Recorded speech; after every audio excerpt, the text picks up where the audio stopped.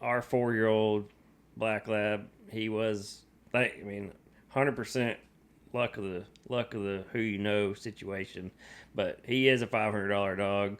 He has good background on his pedigree and stuff, but he is a $500 dog, and he's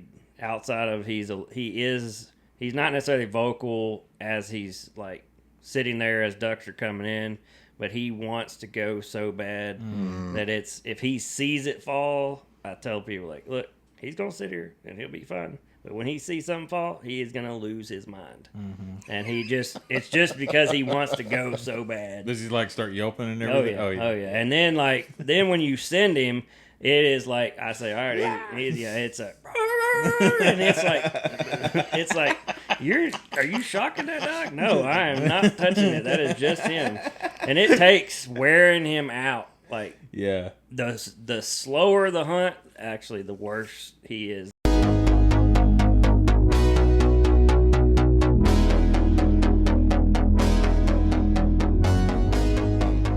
Welcome to another episode of Two Dudes, One God Pod. I hope this is recording and that the audio's lined up because this is our first episode in the new area. How's the couch? Is it good? Yes. Is it good? Yeah. Okay, Yeah. Cool, I'm not sinking in too much. And then hopefully we don't have a lot of doom, doom, doom because we got these fancy isolation deals.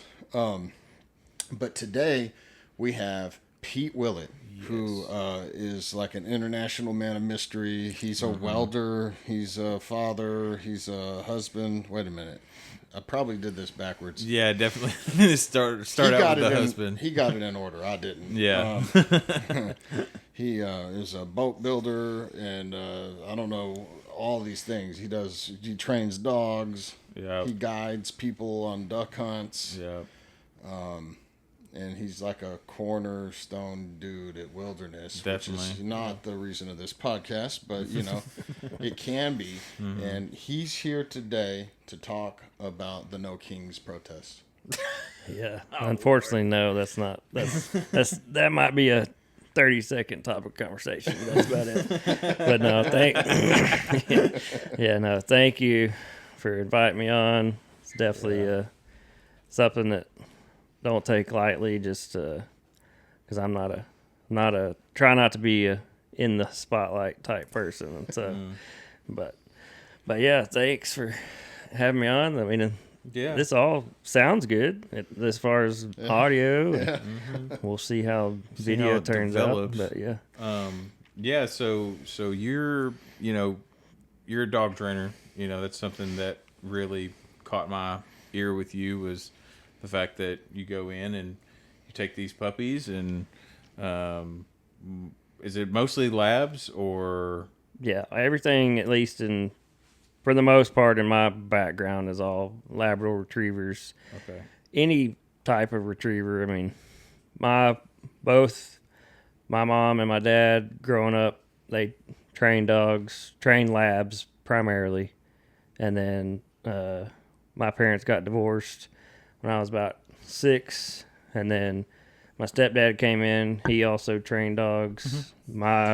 That's funny how that all worked out. But then my stepmom, my dad got remarried also. My stepmom, she's a veterinarian. Oh, perfect. But then she also had a couple labs of her own, and anyway, it's funny how that all came full circle. But then, my mom helped Travis kind of get started training dogs also with a handful of other guys that are in this Tyler area. But so it's just my background is primarily labs. We had a few other breeds, Goldens. There's a Golden Retrievers. We had Boykin Spaniels. A few of those were trained. Those aren't any good though, right? It's not that they're not. It's just it's all about breeding. Yeah, I mean, breeding is the big thing. It's a Boykin is not a lab. It'll retrieve is just as good, but they're a lot smaller. Their stamina is not as good. You wouldn't want to take a Boykin Spaniel on a 0-degree temperature day and cold and raining and wet. It's just they're just smaller build. It's not that they I mean, technology today with vests and heaters and all these things that are out there today. I mean, it's not that you can't do it. It's just they definitely couldn't survive as long period of time as a lab or.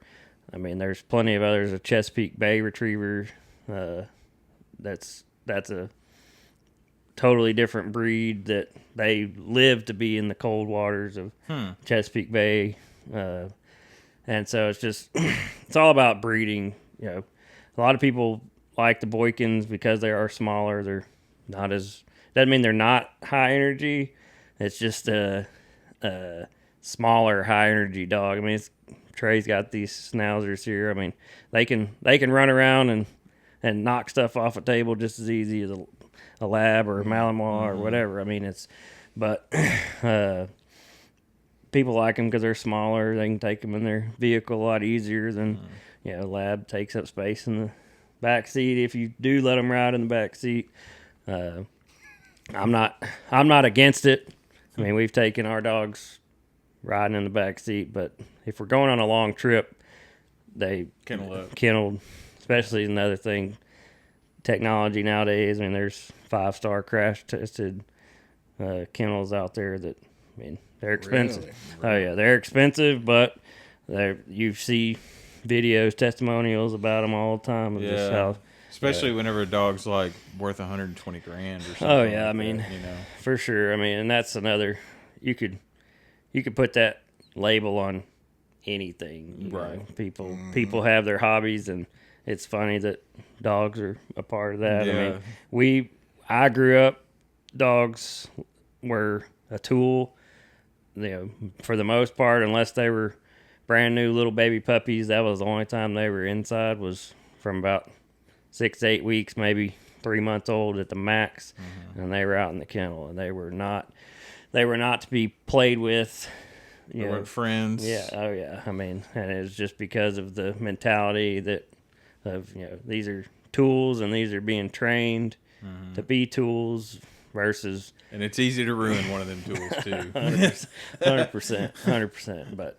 But so yeah, it's just vastly different now. My mom has 3 labs of her own. They basically, they still sleep in a crate at night, but walk in her house right now, they're just out on the couch or whatever, and it's like, what in the world? What have you done? Yeah, exactly. You went complete backwards on your training. Oh yeah, and that's it is a misconception. I mean, another friend of ours that's up in Wisconsin, he says it best that the dog of today is a lot more, I would say, personable. They're not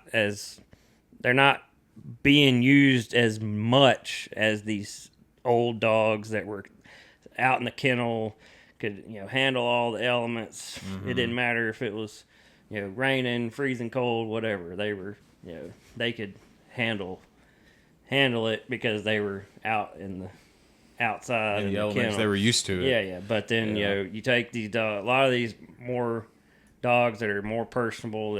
They're what we call softer, if you want to call it, put a label on it, but just like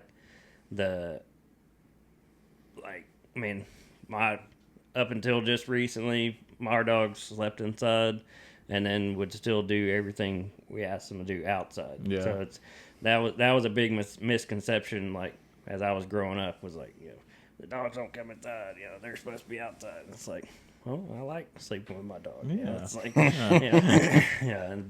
and then, like, our son, Sawyer, I mean, he loves cuddling with our oldest dog. And it's a perfect match for them right now because he lets him sit on his back, lay on top of him, whatever. But, our middle-aged dog, he'll knock him over in a second. He doesn't care. It's like, and it's not that he's trying to knock him over. It's just a totally different dynamic with them. But yeah, so obviously, like, dogs in your life was pretty heavy, I would say, from both sets of parents being involved with dog training and vet and everything.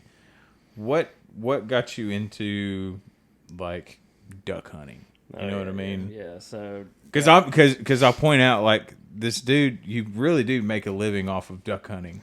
Between the duck dogs, between the duck boats that you build, and then the duck guiding, like, that's your bread and butter. So obviously you're pretty passionate about ducks, I would say. oh yeah, and that was a big thing. That is one thing that my dad did take me on my first duck hunt down down around Angleton, Texas, and I think I was 8, somewhere in there, 8, 9 years old, and shot my first duck down there, and pretty much, that was all it took. That was it. Oh yeah, and I'm sure I don't personally remember. I'm sure I was. And how old are you now? I'm 37 now. Hey, 37. I think that's how old that blanket is. It came from my house when I was a kid. That's funny. It's got a dog on it. It's got dogs. Look at the words Right that's there, around it's it. It perfect. says, you got to pull it up a little bit. Look. The hunt. Oh, yeah. hunt. That's a cool. Yeah. Pheasants, it looks like. Yeah. Pointers, I Pointers, guess. yeah. Oh yeah. That was like when I grew up, it was more duck, dove, quail, but it was more like the dove and the quail, Like I think I probably went duck hunting a handful of times. I went turkey hunting more than that, and I think I really enjoyed dove and quail. See, There's a lot of action, And duck hunting, it feels like to me, and I've been on hunts for all kinds of stuff where there was a lot of activity and you didn't even see anything to shoot at, right? But like when the quail are coming up, when the birds are flushing them and they're flying over your head fast, or like when you see a group of dove coming in, it's like bang, bang, bang, bang, bang. I mean, I guess it's the same way with ducks. It's just then you got to go swimming or you got to have a dog. There's just a lot more moving parts to duck hunting. You got to haul in a bunch of decoys and stuff. I never did any bird hunting growing up. Like, my dad just wasn't a bird hunter. Now, squirrel hunting, like, we have torn up some squirrels. I mean, we had a bunch of guys that had squirrel dogs and everything like that, and squirrel dogs are wild, dude. They are on the trail. They'd be Just like, "Oh, you have hounds like that." You got all kinds of stuff, and they're on the trails. And whenever they find something, they're on it. But we used to like get the bag limit on squirrels, which there ain't no bag limit on there's squirrels in Texas. No, like What about sandhill crane? You ever hunt sandhill? there's like 10, and it. No, you're going. So that's a different. That's what's so weird. You can't hunt them here. Yeah, you can hunt them Yeah. here. Yeah, but the Panhandle, West Texas. Oh yeah, the regions of Texas. Yeah. It's same with. I don't know about squirrel hunting, but they've got everything broken down into regions and sections and all the different things on the where you can and can't hunt, these dates, all that. But yeah, sandhill cranes, you can shoot 3 in the north region, and then down where I'm guiding down south of I-10, El Campo area, you can only shoot 2. Yeah. And they claim it's the scientists, biologists, whoever's making all these rules. They claim that it's because of the whooping crane migration. But most of the time, a whooping crane actually has already migrated through that area. Typically, I'm not going to say they don't want people to accidentally shoot a Exactly. whooping crane. Get them confused. Get out of here, dude. And the only time that a big thing that people, if they want to get into duck hunting, it's exactly what you said. There is a lot of moving parts to it. But so many people want to just jump into it, and it is best, in my opinion, not necessarily to go with a guide. Just because I'm a guide doesn't mean anything. It's just, but like go with somebody that is knowledgeable. Like, I'm not telling you that you can't do some research and whatnot, but I can tell what a bird is from a long way off, because of the type of wingspan it has, the way it's flying, exactly, the movements, all these different everything. things. Way better than somebody that's never done it. Yeah, I would be shooting at everything, like, without a doubt. Yeah, and it's just because I have been doing it for so long. It's not because I just know everything. No, it's strictly experience. and being out in the field doing it all the time. And then, like exactly what you said earlier, like it is part of how we make a living. And so it is, but it's also more than that. Like it is, yes, I love to go duck hunting, but since guiding, I actually don't shoot that often. Yeah. Like, because trying to get customers, number one, if they're paying, like, Right. okay, this is your hunt. Certain people, if we've have a good relationship, like, you're gonna shoot too, right? I'm like, that's up to you. Yeah. But and there's a difference also in those moments where it's like, if there's one or two and there's a group of 5 or 6, I'm not gonna shoot it too. Yeah. But sometimes then like there are people that aren't the best shots, And so they're emptying, and they need someone to clean up. Exactly. But for the most part, that's also part of it too. It's like that's part of the fun too. It's just like especially if you're hunting with people that it's you can rag on each other a little bit, Talk trash. Yeah, exactly. Yeah. But it's also just become. I love it obviously for the dog work. I love it to just waking up in the morning. You never know what the day's going to hold.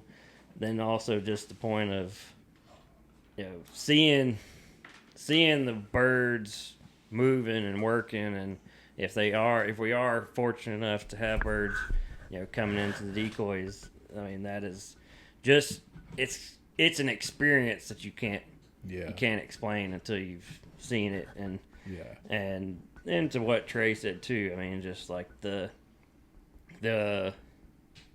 part of just all the moving parts. I mean, that's also some part of the fun too. Right. I mean, there's getting your gear together, and I've got this chair that's so comfortable. I've had it for 10 years, or I've had it for 3 months, and it's the best chair. My ass is no longer hurting or anything. 100%. Exactly. Yeah. I'll confess, man. I'm mad at some ducks.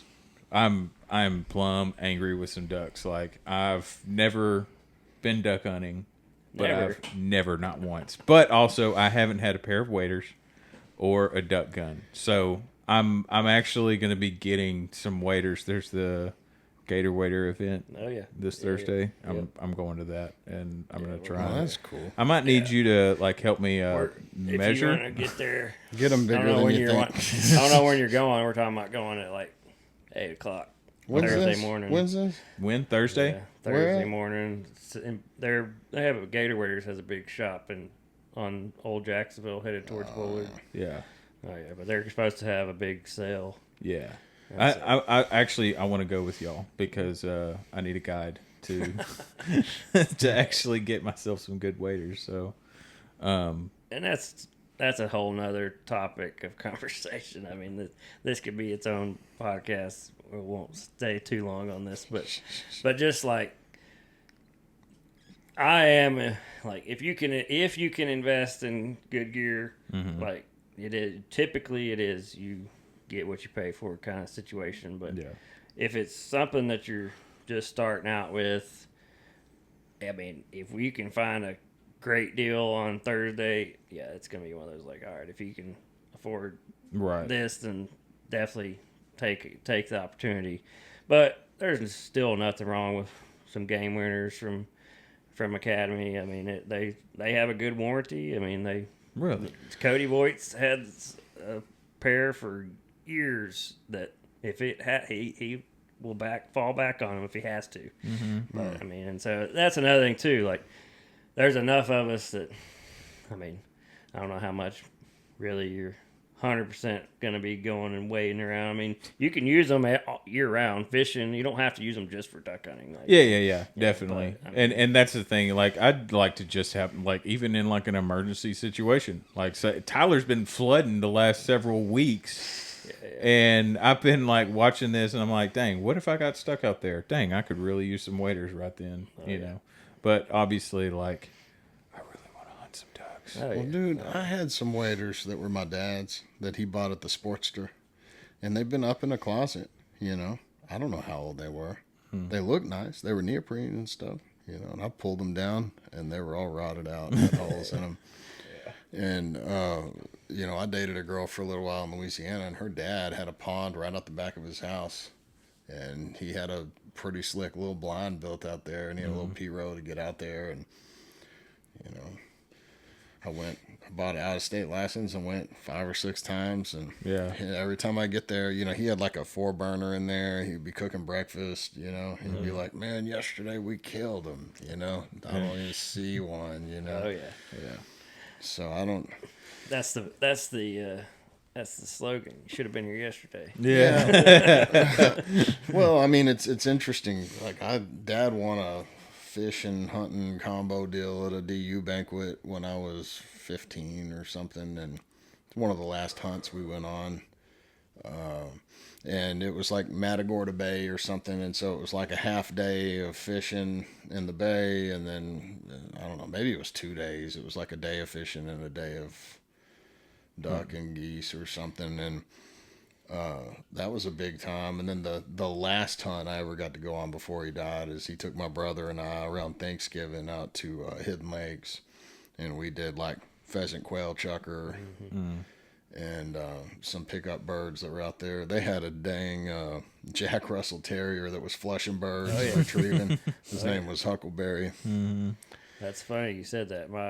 My stepmom, she wanted a. This is years ago. She still has one of the original ones that we grew up with. She's probably getting close to passing away, but she wanted a Jack Russell just for something different. My dad is the type that you're not gonna have it, and this falls back on me too. I've said this plenty of times to Kristen. It's like, you're not gonna have something that's not gonna be useful. And so he trained him to pheasant hunt, and they still go to a place in Kansas every year, and that's what some of those guys that are still there, they still talk about it. Remember when Bob brought that Jack Russell and we said he was out of his mind, and he found more birds than most of the pointers did, Dude, those Jack Russells, they really are jack of all trades, because when I was in Australia, I had a station manager that had an Australian cattle dog, which was on point.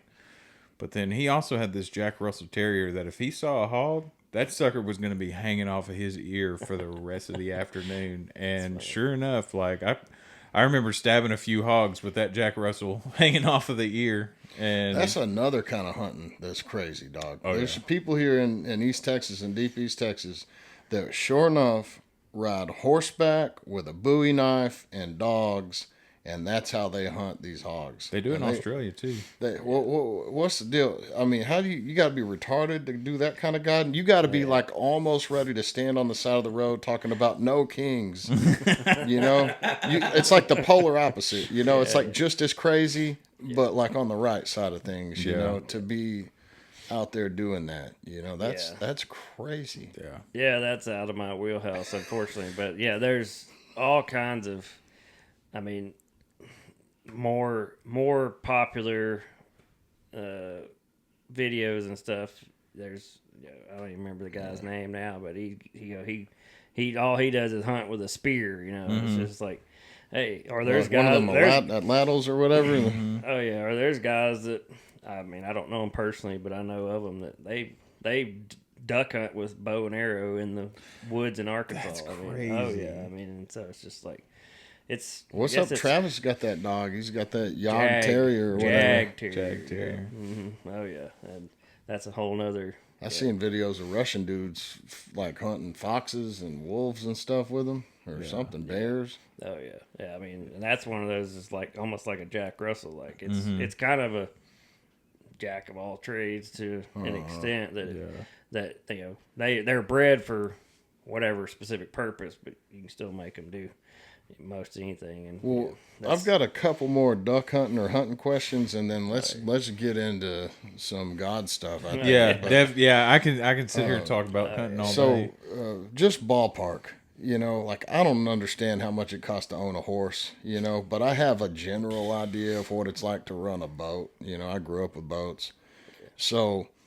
If I woke up tomorrow and I said, I am going to go duck hunting every possible day I can go duck hunting, I know I can't, like, what's a guided hunt cost? 2 days, 3 days, something like that. $1,500, $2,000. Yeah, So. I mean, you can, and that's another a whole nother It's a topic. whole nother Yeah. There's it's I mean, it's kind of like a lot of things. There's reputable guides that are just starting out that might be charging a little bit less. You might be going just to somebody's pond and hunting. Mm-hmm. You know, they've leased out this property, and they might be charging a little bit less.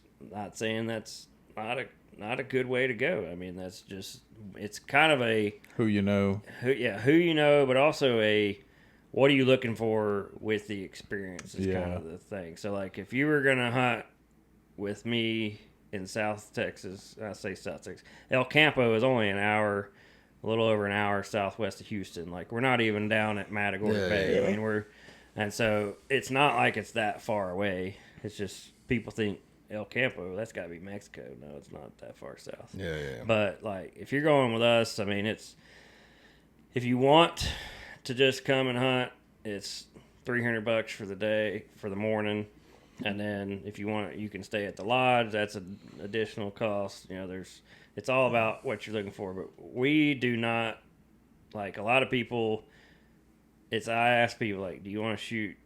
Do you just want to shoot ducks, or do you want a specific Shoot species? quality doves. Gotcha. All the things too. Like I mean, and So it's complicated. it is complicated. Well, like if somebody's listening to this and you're like an avid golfer, your golf clubs are really expensive. They're custom fitted to you. Your grips, your shafts, your clubs, they're all special clubs.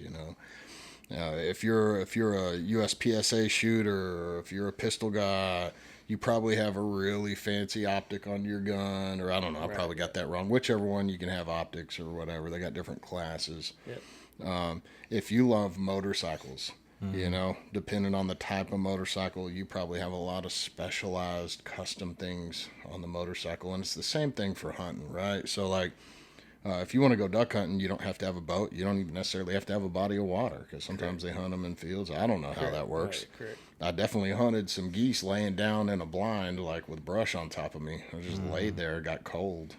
We killed some geese. Yeah. But the way y'all are doing it is like Phil Robertson style. Like y'all have like boats and blinds and guns and dogs and like R.I.P. hours Phil. and hours of years of training in these dogs, right? Oh yeah. And so dogs aren't like $50, $500. No. These dogs are worth $10,000, $15,000, $20,000, right? That y'all are hunting with. Especially by the time that They got experience, money, they're trained yeah, up, training. field trials, all the stuff that goes on, the bloodline.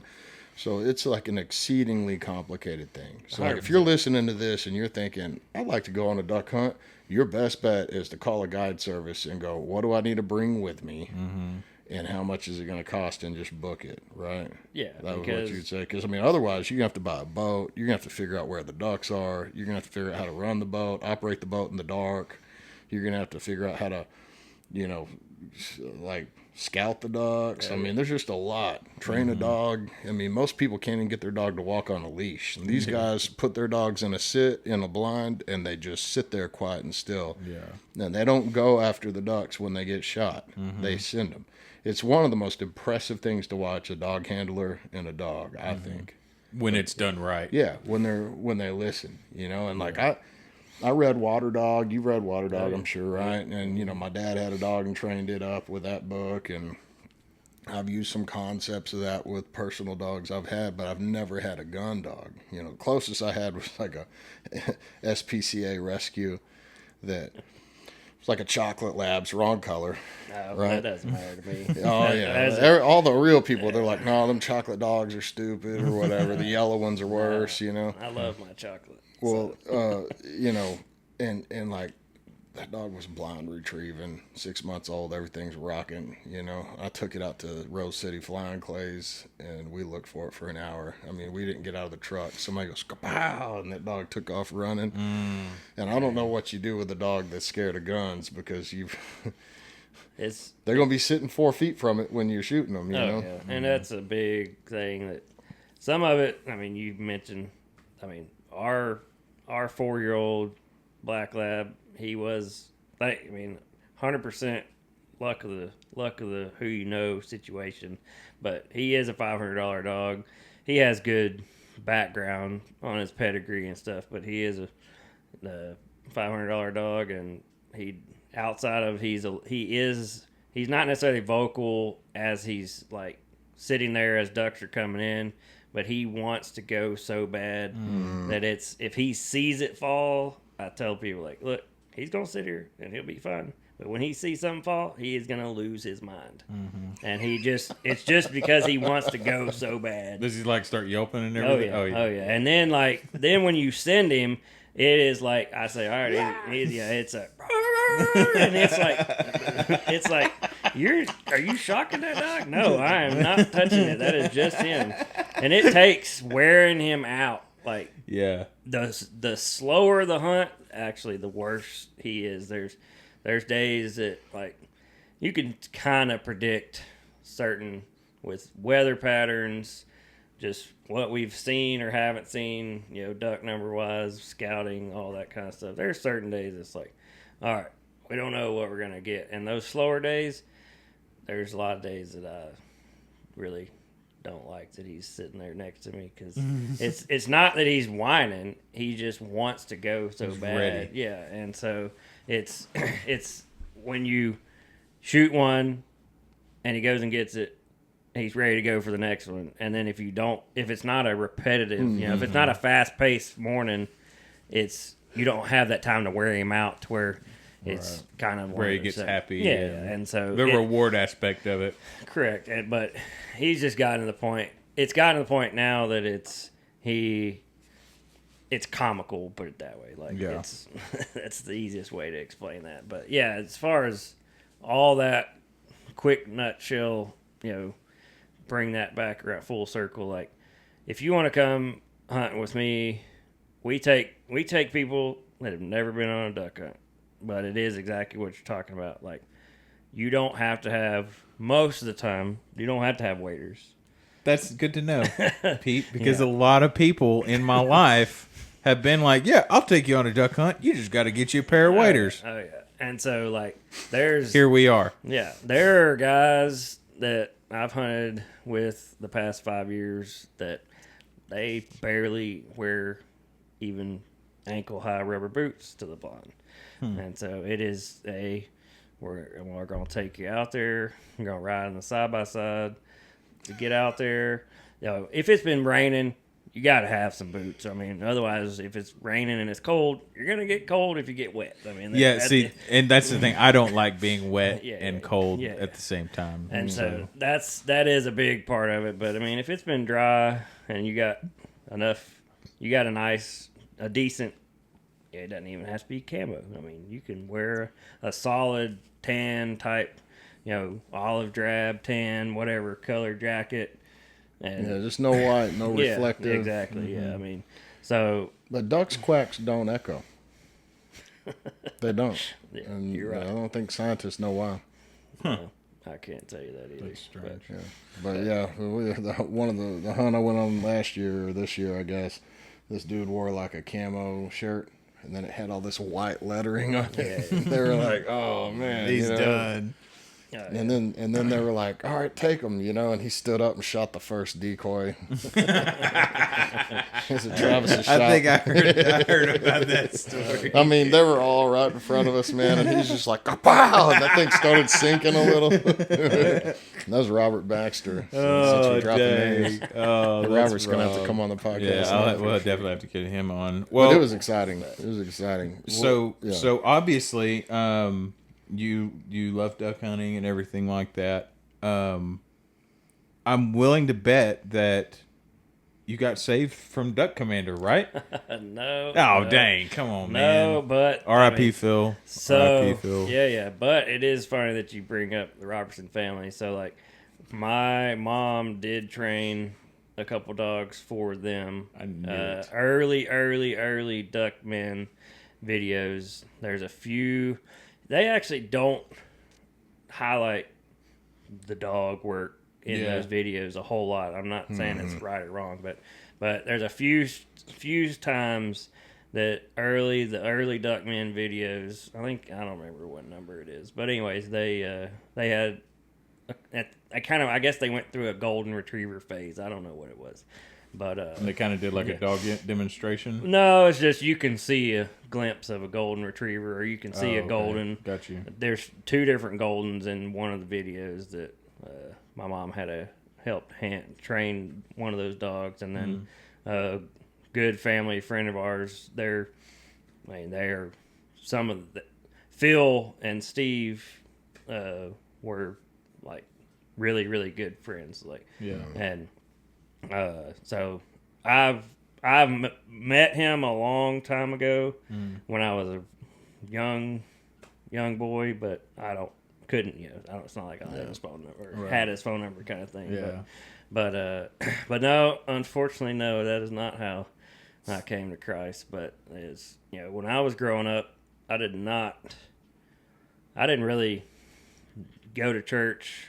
When we were real little, my sister and I, my mom and my dad were actually raised Catholic, went to Catholic school as kids.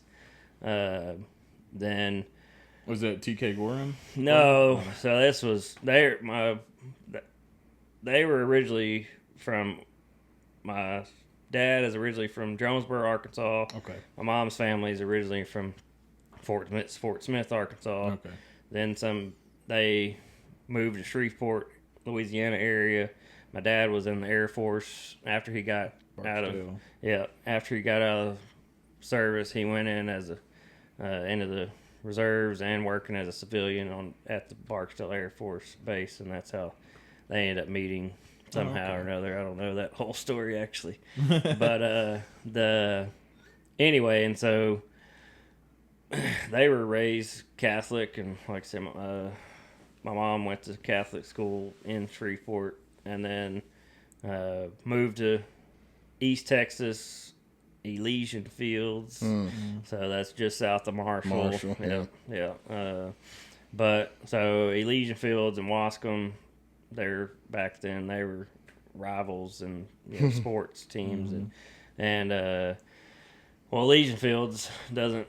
I don't even know what it has now, but back then it only had a gas station, a post office, and the schools, and then so they don't write nearly as many tickets as Wascom. No, definitely not.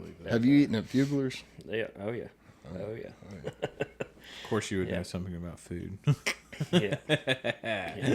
But so I remember at a young age, we went to this little Catholic church right off the interstate there in Wascom. It's still there today. But that was just simply because my mom said we were going to church.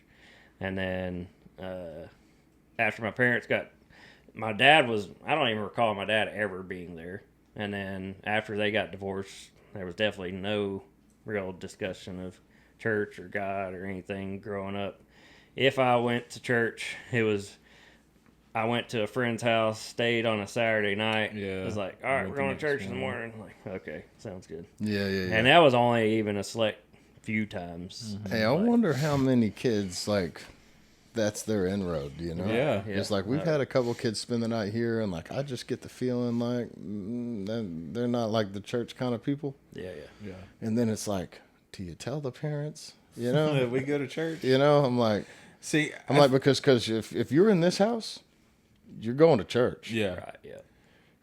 And it's like, it's going to be a good time anyway, right? Yeah. I had to go to Green Acres, and a lot of times it was a good time, but sometimes it was straight up not a good time because I had to wear a special shirt and loafers, and the donuts were at the high school side. I don't know. Sometimes it just wasn't a good time, right? No, yeah, 100%. But where we go, it's a good time every time. The kids are gonna be playing basketball. Something's gonna be going down. So we've definitely taken some kids, and then I'm like, I wonder if that's indoctrination.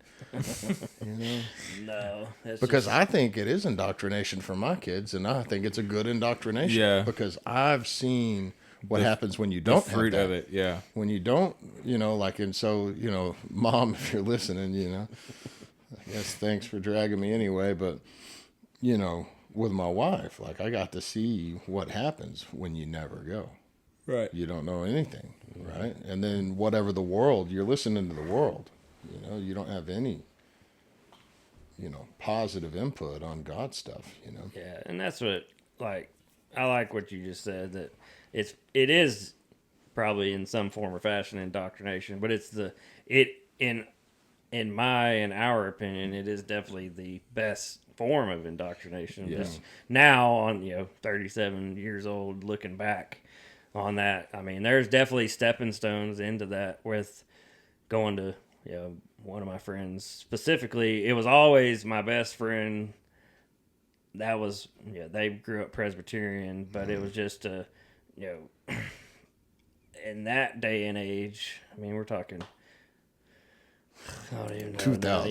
Yeah, exactly. 28 years no, ago? it'd be late 90s, because I mean I graduated 2006, so yeah, it'd be late 90s. But like, it was definitely not a kid centric service. Right. Like, Right. I mean, Yeah. you're sitting in this pew, and God forbid we bring GI Joes or something to keep us keep us entertained, or colors to just or not falling asleep or whatever. But it was still that it was, at least looking back, can see those stepping stones of still hearing the at least glimpses or listen The building of faith. yeah. I mean, yeah, exactly, because whether I was truly listening or not, it was definitely, it's no different than anything else you hear throughout the day or you hear in the world. It's like, all right, that kind of makes some sense, but not enough to research it as as a 10, 12,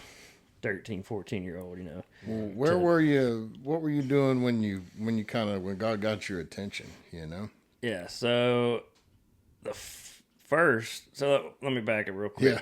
The going, like, even though my parents divorced, Dad really never talked about God at all. He moved down to Brazoria area. That's where my stepmom was from, not from, but that's where she was working at the time as a vet. And so it definitely never talked about it with him or them.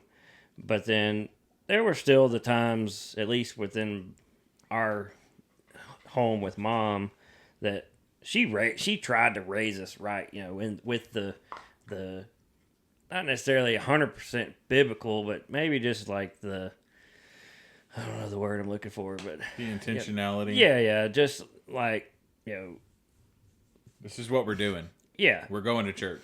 that early on, but it was just the mindset behind like right and wrong, or that there is some kind of higher power out out there, just wasn't directly Revealed yet. revealing to God. And so then going into high school, like I did a lot of things high school kids did. I didn't necessarily do any hard drugs. I don't know that there probably was a whole lot at a little small town out in the middle of nowhere, but I mean, I'm sure there were. Just You'd be surprised. oh yeah, well, especially nowadays. Yeah, nowadays. But like I drank a little bit, but I was never drinking every single weekend. There is actually, I grew up on 60 acres, and we built, like, me and several of my friends, we built forts and tree houses and all kinds of stuff growing up. But it was like, then it just became like, Do it better. yeah, exactly. Bigger and better. Bigger Yeah. and bigger and bigger. Then it turned into this little I'm actually living here. not quite. Let's put a bathroom in. Yeah. The thought crossed my mind, but it was like, I mean, this is at the back of our property. I mean, like a 20 by 20. We called it the camp house. I mean, it was like, it was as nice as some people's deer lease camps. I mean, just just anytime we get scrape some money together, we add on to it or whatever. Well, this was also at the end of not even the end. This was almost the start of an oil field road. Oh yeah. Like mecca of all these roads led to somewhere. Yeah, and lease roads. Yeah. And so that turned into a lot of we'll just say mischief. Yeah, that's exactly the word that I was thinking of. But like, we were sitting out there at the camp house one day, and like all my friends are drinking, and I'm literally drinking a bottle of water, and it's on a VHS videotape of like I had just broken up with my girlfriend like 2 weeks later because she thought all we did was drink all the time, and it's like. It's on video. You could tell. A bottle of water. I'm drinking a bottle of water. Like, no, everybody else was drinking. So, so it was guilty by association to an extent. But it was just kind of that, again, like that right and wrong, manifestation into my body, my soul, my brain somehow, whether it was mom, whether it was school, whether it was, just all these other influences of just like, all right, this probably really isn't the best thing we could be doing. And so that was kind of what I would say started that, of just like, there's more out here in the, in what God wants us to be doing than what we were doing at that time. Right. Yeah, if you follow, if that makes sense.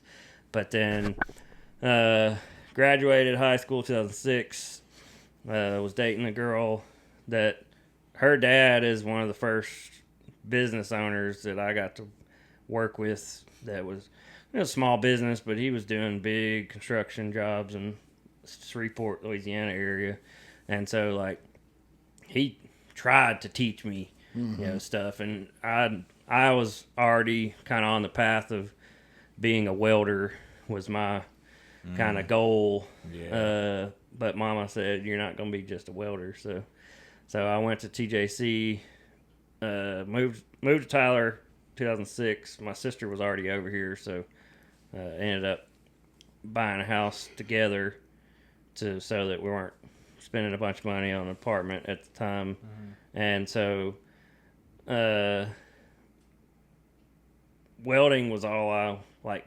Building stuff was like what I wanted to do. Yeah. We'll put it that way. That's same for me. All I ever wanted to be was a welder. Yeah. Growing up, my dad was a welder. I wanted to be a welder. My grandmother was a welder. Like, dang. Yeah. I wanted to be a fighter pilot because Top Gun. Well, I mean that. But I can't. See my dad my was left way eye, cooler than Maverick. So. Yeah. No, it's all about Goose, dude. Maverick was a tool. Yeah. I'll give you that. But yeah, so like. I'm still dating a girl from back home. I'm living in Tyler, and her dad was kind of one of the. I wouldn't say he was one of the first, but it was definitely one of the first people that. He was a pastor at the time, and he was the one of those just asking questions, and especially when I was 2006 graduated. Worked for him all summer on this job in Shreveport, and it was every morning we were riding together, and every evening coming back home it was riding together, and so it was just questions and where do you see yourself in 5 years, 10 years, all these questions that a lot of people don't ask an 18-year-old those questions. It's right. What do you want to do? What are you gonna do after school? What do you want to be? Weekend. Yeah, and most people at 18 have no idea what they want to do. Yeah. But he was asking different questions right. that was more thought provoking, and he was one of the first people that kind of pointed me in the direction of even like he's like, I can see you running your own welding business one day, and I don't necessarily know that was really 100% on my mind at the time, but right. It was like, nobody's ever told me that. And a little bit of affirmation goes a long way, I'd say. For sure. And so, but long story short, on that side of things, he was one of the first. Her dad was one of the first people to kind of bring God into some of these conversations. And then another friend of my stepdad's, Andy Woodard, he's in Marshall. He knew I was going to TJC for welding school. And he was like, are they going to teach you any aluminum over there? I'm like, I don't think so. And so he kind of took me in. He was working on boats for, he wasn't doing it. He was doing it on the side, but that was part of his livelihood on the side.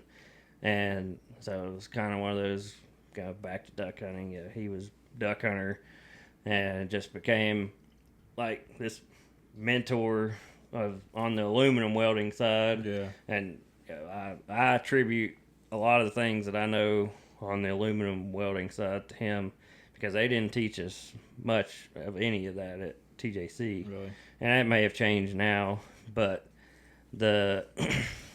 he was also one of those, like, I remember going to church with him, and it was like, why am I going to church with Andy? But my mom and my stepdad don't even talk about church. You know, Right. It's just kind of one of those, like, but that was definitely one of those stepping stones into God and seeing what an actual loving father looks like, because of that was a different, I don't even remember the church that we went to, but it was just a different, it wasn't that penny loafers and wearing nice clothes, you know, that, because that was always what made me mad at going to my buddy's church, was just like, oh, you got to dress nice. It's like, why? Yeah. And so that was a big turn away early on, and then go to his church, and he's wearing shorts and a t-shirt and a hat, and I'm like, you gonna wear that to church? And he's like, yep. All right, cool. And so, I'm in. Yeah. Oh yeah. So fast forward a little bit, after getting done at TJC, Mama said I wasn't going to be just a welder, so I went to UT Tyler also, and that's actually how I met Tyler Hartwig.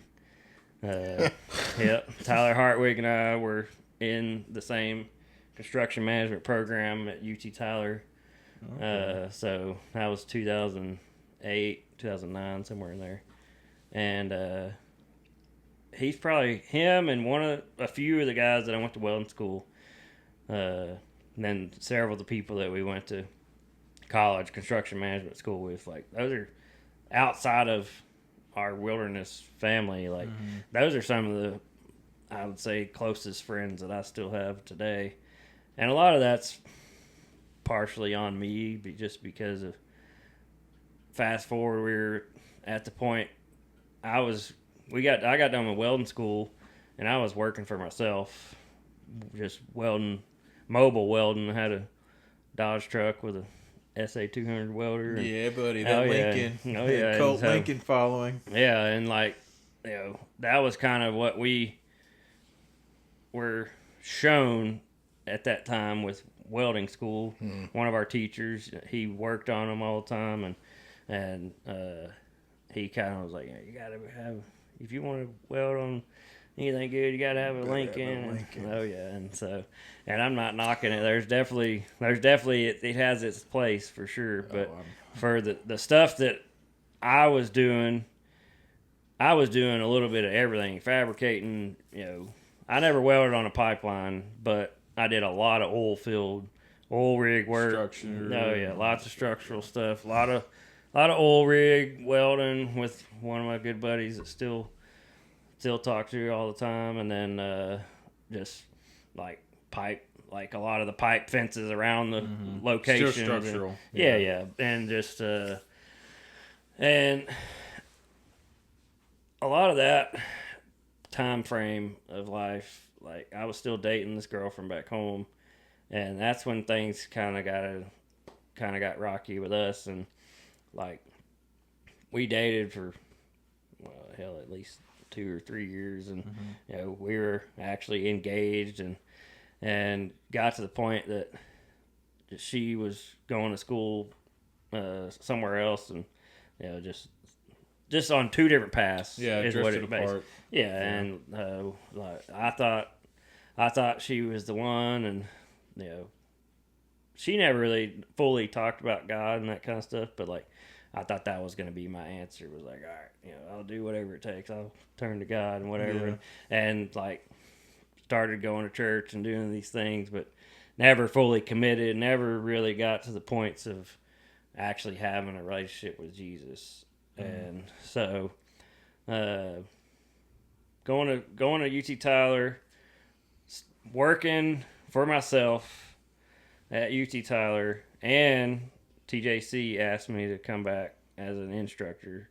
So I was a welding instructor for 3 years, part time, just at night. I'd go to school and work for myself during the day, and go back and teach a night class for 3 years. And then after I got done with school, they asked, hey, do you want to basically like a full-time position? So I worked for 2 years as a full-time welding instructor at TJC, and was still working for myself, building our business, or at that time, I guess my business. And then, and it just like all relationships coming and going, and of dating relationships coming and going, just because, I mean, my priority was work, making money. Yeah. And they didn't understand it. 100%. That's exactly right. They didn't get it. That's exactly right. And so met another girl with some. I was right at the end of college career. Met a girl, and she's the one who introduced me to Cross Brand Cowboy Church. Okay. And that was when things really started, Churning. click. Yeah. Gotcha. Yeah. And I never knew that. yeah, that was 2011, and so I had already known Travis because my mom had helped him with training dogs. He helped my sister move. My sister seemed like she moved all 4 years of her college career, and after the second time, I told her, I was like, you're on your own. I ain't helping you again. 100%. And so the third or fourth time, Travis and a couple other guys that my mom helped training dogs and stuff, she was, they got suckered into helping my sister move. But I didn't really have a relationship with him. I just knew who Travis was. But then, so I started actually going to Cross Brand.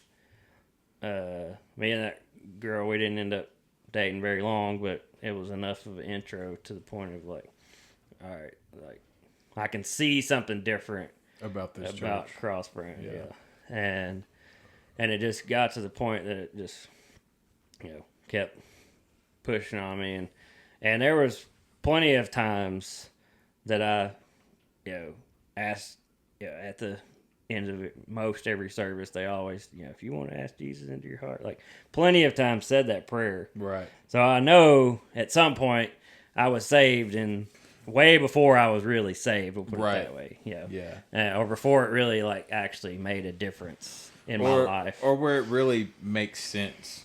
Because that's a big thing, is understanding what you're going through, like when you're going through it. Because like, I know I asked Jesus into my heart at least 100 times as a Pentecostal kid growing up and everything. But then whenever like I went out and experienced some of the world, which I mean, just in high school, I experienced enough. That's whenever I came back and then I asked him, I was like, okay, I don't know what the heck I'm doing. That's whenever all those 100 other times made sense at that point. Because now I'm here in the moment, presently, and now I know who Jesus is. Right. I know what he did. I understand why he did everything. Now, that's the lead up to it. Because like 99 times before that, had no idea. But whenever it actually makes sense in the heart, that's whenever everything. See, this is wild to me. Because like both of y'all are like multiple times I did this, and like I know for a fact I did it at 7 years old. Yeah. And then got baptized at the Green Acres Baptist Church Lake Retreat in March at the church picnic. Yeah. And it was cold. Yeah. And I never again questioned it, which is a really interesting thing. Like I got sober at 18 too. Right. And, I've taught classes when I was a counselor. Relapse is part of recovery, Yeah. But like they gave me the material, like I had to teach it, it was a job that I had, but like I never once questioned, Right. Like I've had thoughts, intrusive thoughts. I've thought about drinking or using again, but like I just didn't, because I just know. And I don't know if I've got like a low pain tolerance for emotional, like a super high physical pain tolerance. Right. But emotional and mental anguish. I'm just out. I don't want it. See, I can tell you the reason why I asked Jesus 100 times in my heart is because the theology that I was raised up in. So I can remember, I won't say their name. I can remember somebody saying, what if I make a bad turn and I say a cuss word and I don't ask Jesus to forgive me? I'm obviously going to hell.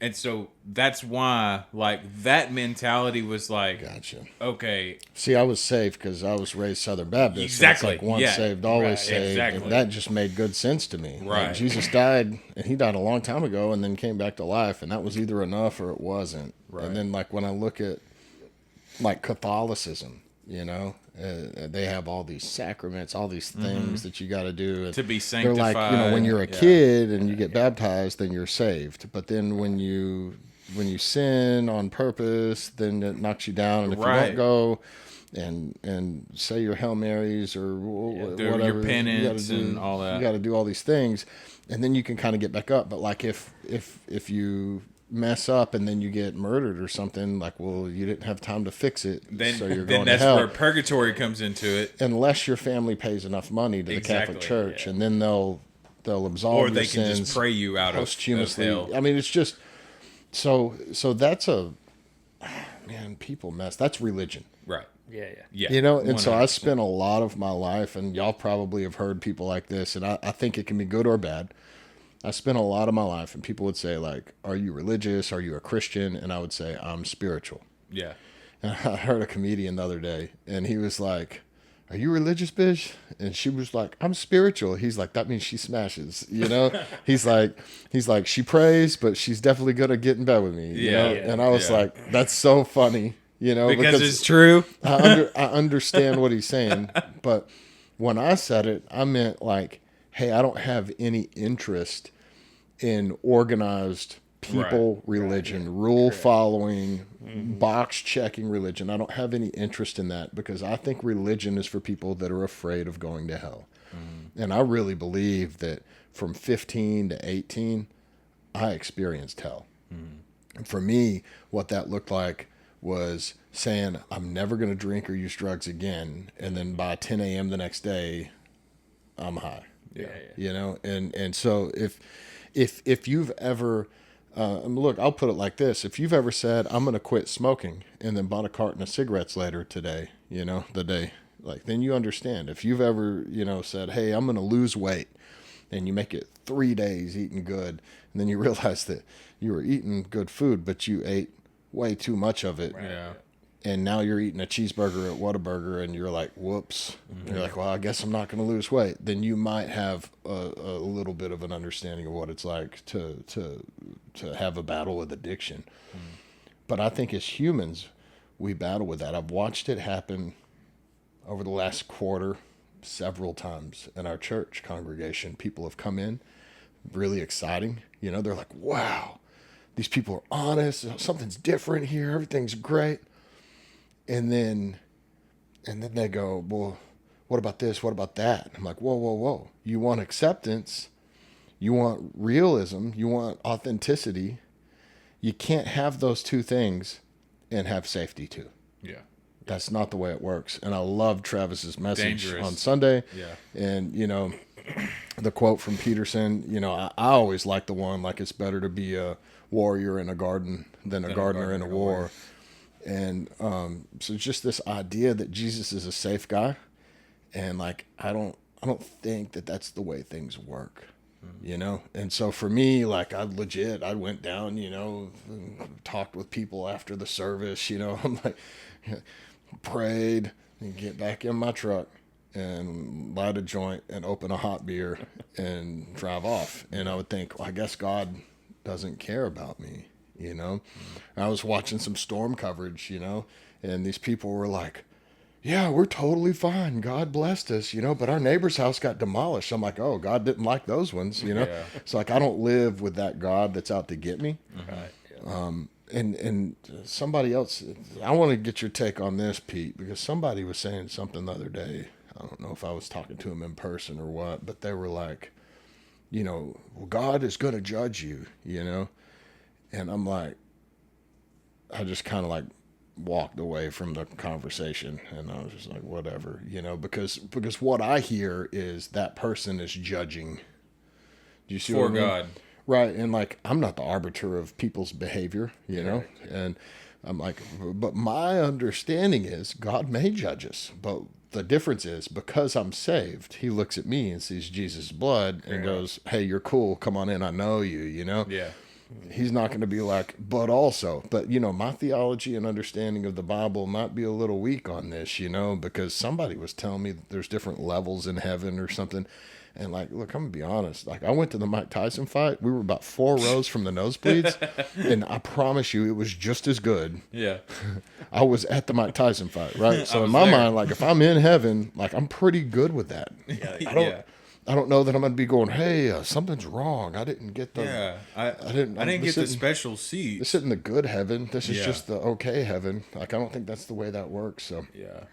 I don't know. I don't know if there's a question there, but Oh yeah, no. I mean, I think that's this is a big jump from like I was going to Crossbrand Well, and it yeah, really I mean, started hitting, and then I'm like, can so come back are you to saved whatever or you- not? Yeah, we can come back to whatever. I mean, just on the topic of what you're talking about, I think there's exactly what you're talking about. Religions and religious people have put God up on this pedestal to the point of that they think that it has to be one way or the highway, their way or the highway, or you're never going to get to heaven. Mm-hmm. And that is not what the Bible teaches. It's not what Jesus teaches. It's not the gospel of Jesus Christ in in its plainest form. It's, but yeah, sure. I mean, there's tons and tons of things within the Bible as a whole, New Testament, Revelation. I couldn't even get started on Revelation by any means. Explain the seven seals. No, yeah, 100%, Explain it. No. But it's just the point of like people want to say, "Oh, well, you're judging me." Well, as Christians, we are called to judge other Christians, like to the point of like Asking, Hey. Going behind the doors and saying, hey, we need to talk about exactly. Yeah, it's an accountability Yes, thing. exactly. It's not the point of like, but at the same time, if you, and you just brought it up, if you all of a sudden relapsed, that doesn't mean I'm gonna shun you from my life Right. today. Like it's hey, are you okay? What do we like? What brought you to this point? What do we need to do to? What's your next step? Well, that's an interesting topic because there's a big contention here, I think, with some people that they have this ideology of like, well, you can't be an alcoholic or an addict. You can't identify with your sin, and still be a Christian. And I'm like, I don't know that by me saying I'm in recovery or that I used to struggle with drugs or alcohol that I'm identifying with the sin. I think I'm showing some Humility. divine understanding that I feel like I got from God. God was like, "Hey, bud, there's a solution here, and it's if you don't put drugs and alcohol in your body, you have an opportunity to rely on me instead of the drugs and alcohol." Right. And I just know that if I smoke a joint or crack a beer, that I don't see any benefit in my life from that.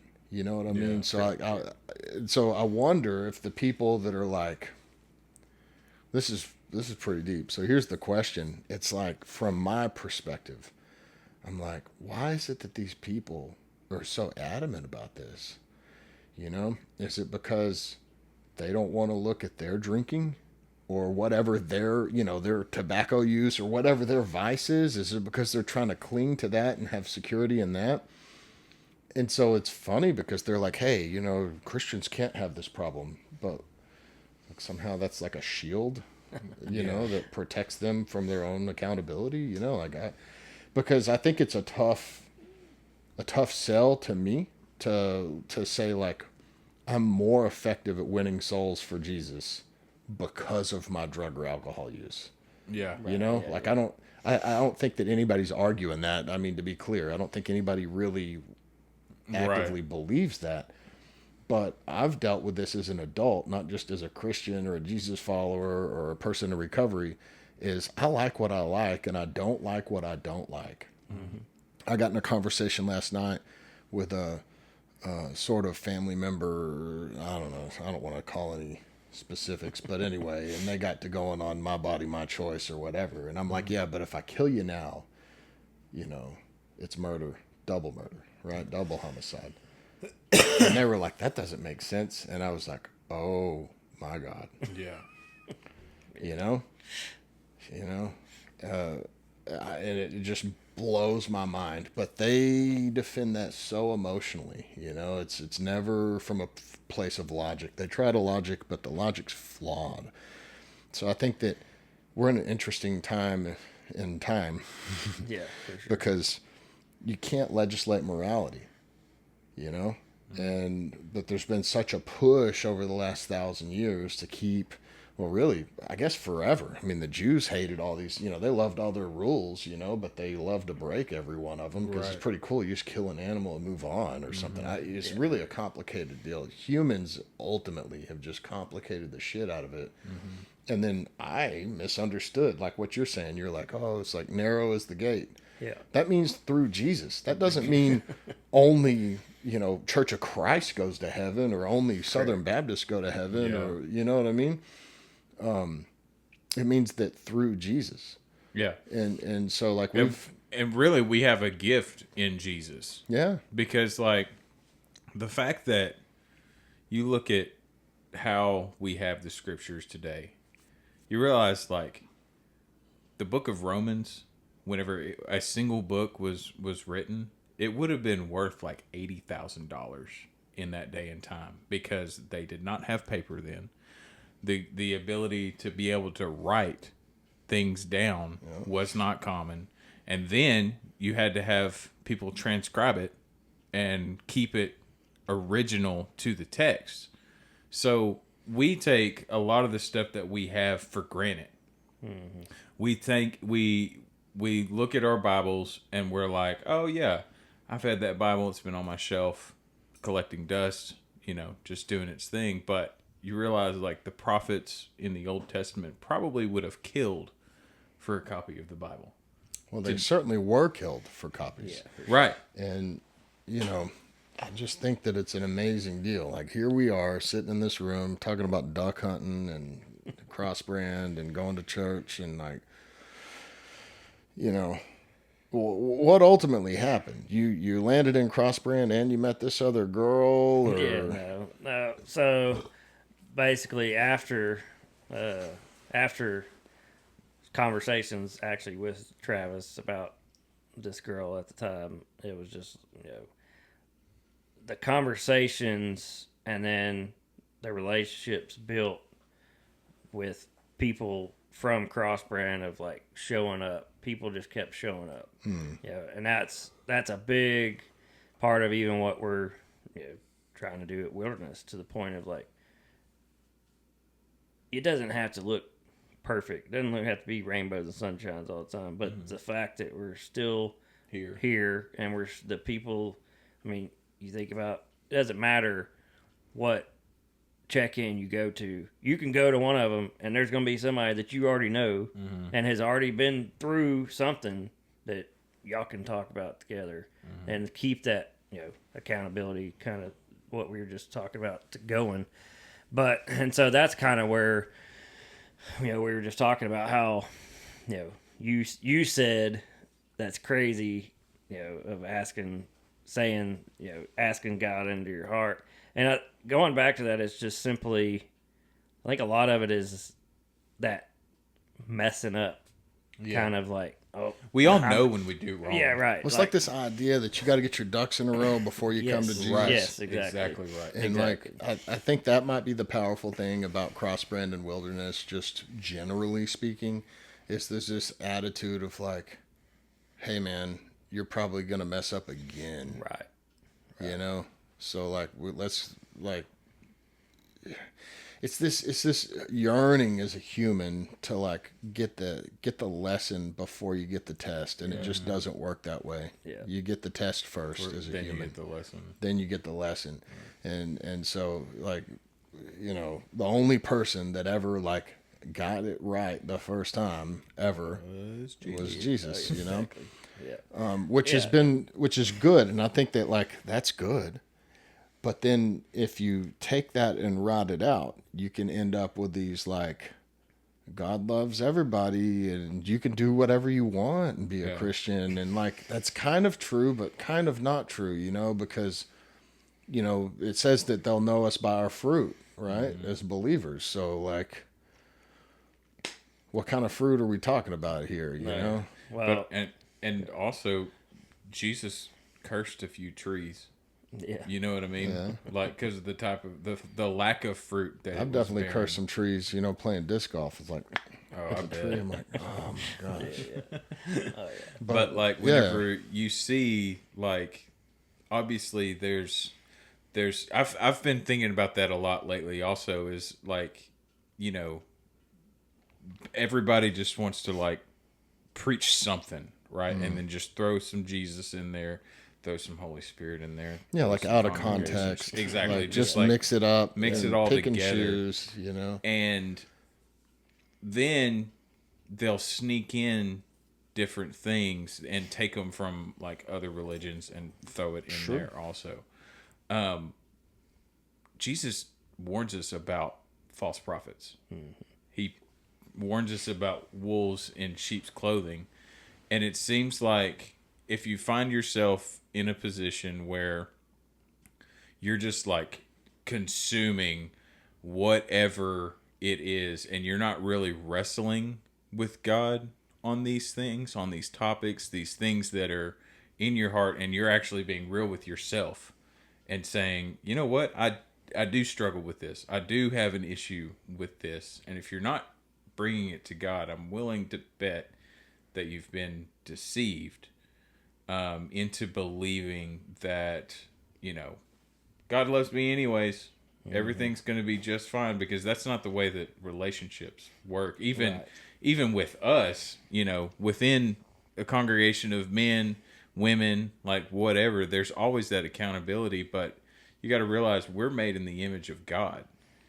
And if we're having those kind of conflicts, then we'll also have those same conflicts with like the image of God. Whenever we say, all right, I know that I've failed.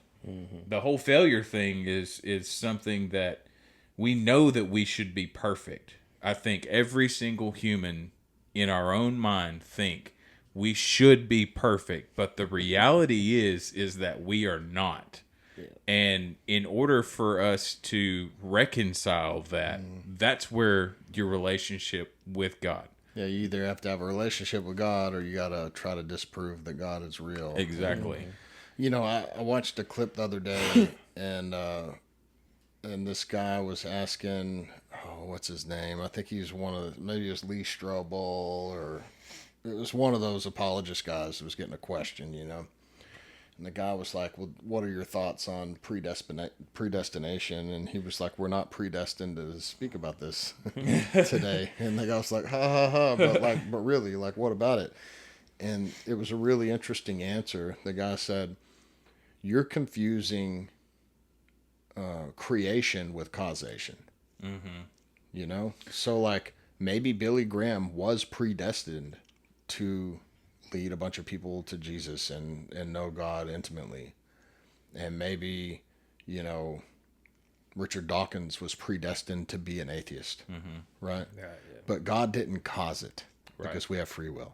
Right. Yeah. You see what I mean? So, like, when I think about like what you're talking about, I'm like, okay, you know, under the lens of this like idea of, because I used to struggle. I used to think, okay, I understand free will is like, have you ever seen like a 3 or 4 year old at an arcade at like a pizza place, and they're driving the car game and it's saying insert coins, and they're like, I'm winning, you know?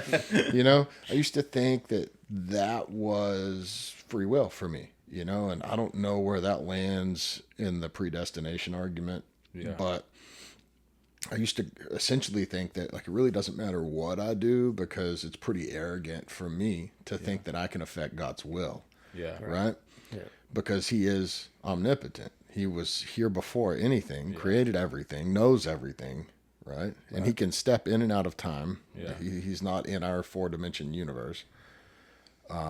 Or he is, or I don't know. Or However he that always works. was. Yeah. Yeah. And so, I used to think that that's the way that worked. And what's interesting is the longer I live, the more I see God and things that I used to think were coincidences or, Big time. just chance, So that's why I'm interested. Like, for me, when I landed at Crossbrand, I went, this is radically different from anything I've ever seen. And then after a year or two of going there, I heard about Wilderness. And so y'all were already in the current building. And like, I would kind of like go to Crossbrand early, shake a few hands, eat a sausage biscuit, drink some sweet tea, listen to the music, and then like run out and get on my Harley and ride to Wilderness and hear the message at Wilderness, because I like to mix it up a little bit too, Yeah. But same feeling both places, it was the same, from an outsider's perspective, it was like something's different here.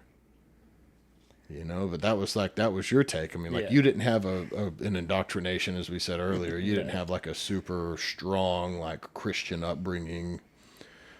Certainly not stereotypical for somewhere between Shreveport and here, Right, for sure. You didn't have the normal growing up of that. But you had enough exposure that you knew that when you got to Crossbrand, that there was something different. Yeah, and that's actually what I was thinking about just a minute ago, because you were just talking about how at 7 you asked God in your heart and you knew it. And that's kind of the same going back to when you were talking about religion, like I was sprinkled when I was a baby as a Catholic, just because that's what their traditions or whatever you want to call it is. And then I vaguely remember going to there's a small Methodist church. Well, small because the Legion Field is small. Everything's yeah, small. it's small. But there is a Methodist church there in Legion Fields, and I vaguely remember going there for a very short time. And so going to a Presbyterian church, going to a Methodist church, remembering going to the Catholic church, then after that's a major backtrack, going to the church with my friend Andy, like just that was that first glimpse of, well, this is different than anything I've been to, but it wasn't still this, it still wasn't enough different, because to make a change. Yeah. And then going to a Baptist church there close to home, same kind of thing. It was just like, you got to make sure you're dressed, clean, all this, and but then after church, all the kids are playing out in the back and getting all dirty, and it's like, what's the point here?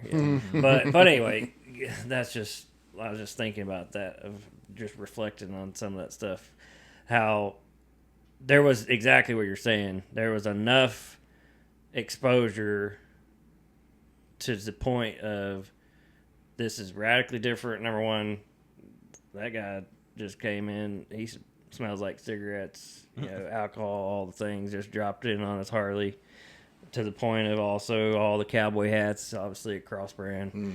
They got big ones out there too. They have some huge cowboy hat culture out there. Yeah, oh yeah, for sure. And then just like, but it was always the actual, I'm sure everybody thinks it, even walking up to the doors at Wilderness, but it's that people are actually there to greet you, and it's not just because they have to stand there because they were told to they were just put in this position. Like, they genuinely wanted to be there to greet people.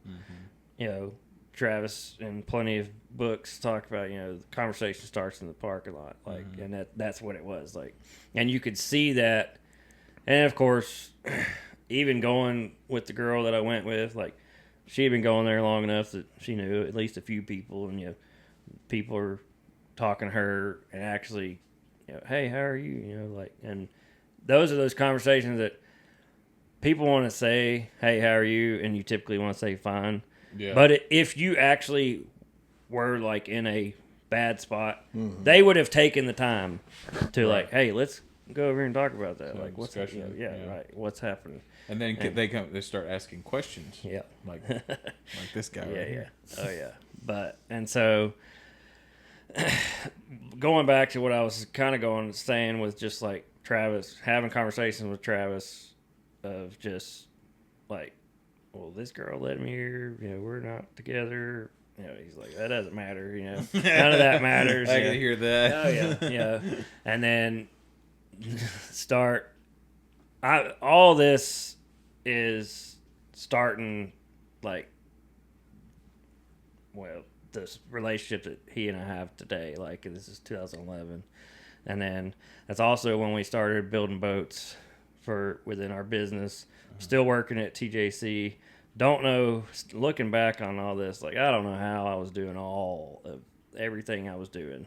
Yeah. And that's a big part of the story, is going from coming across brand, or at least going across brand.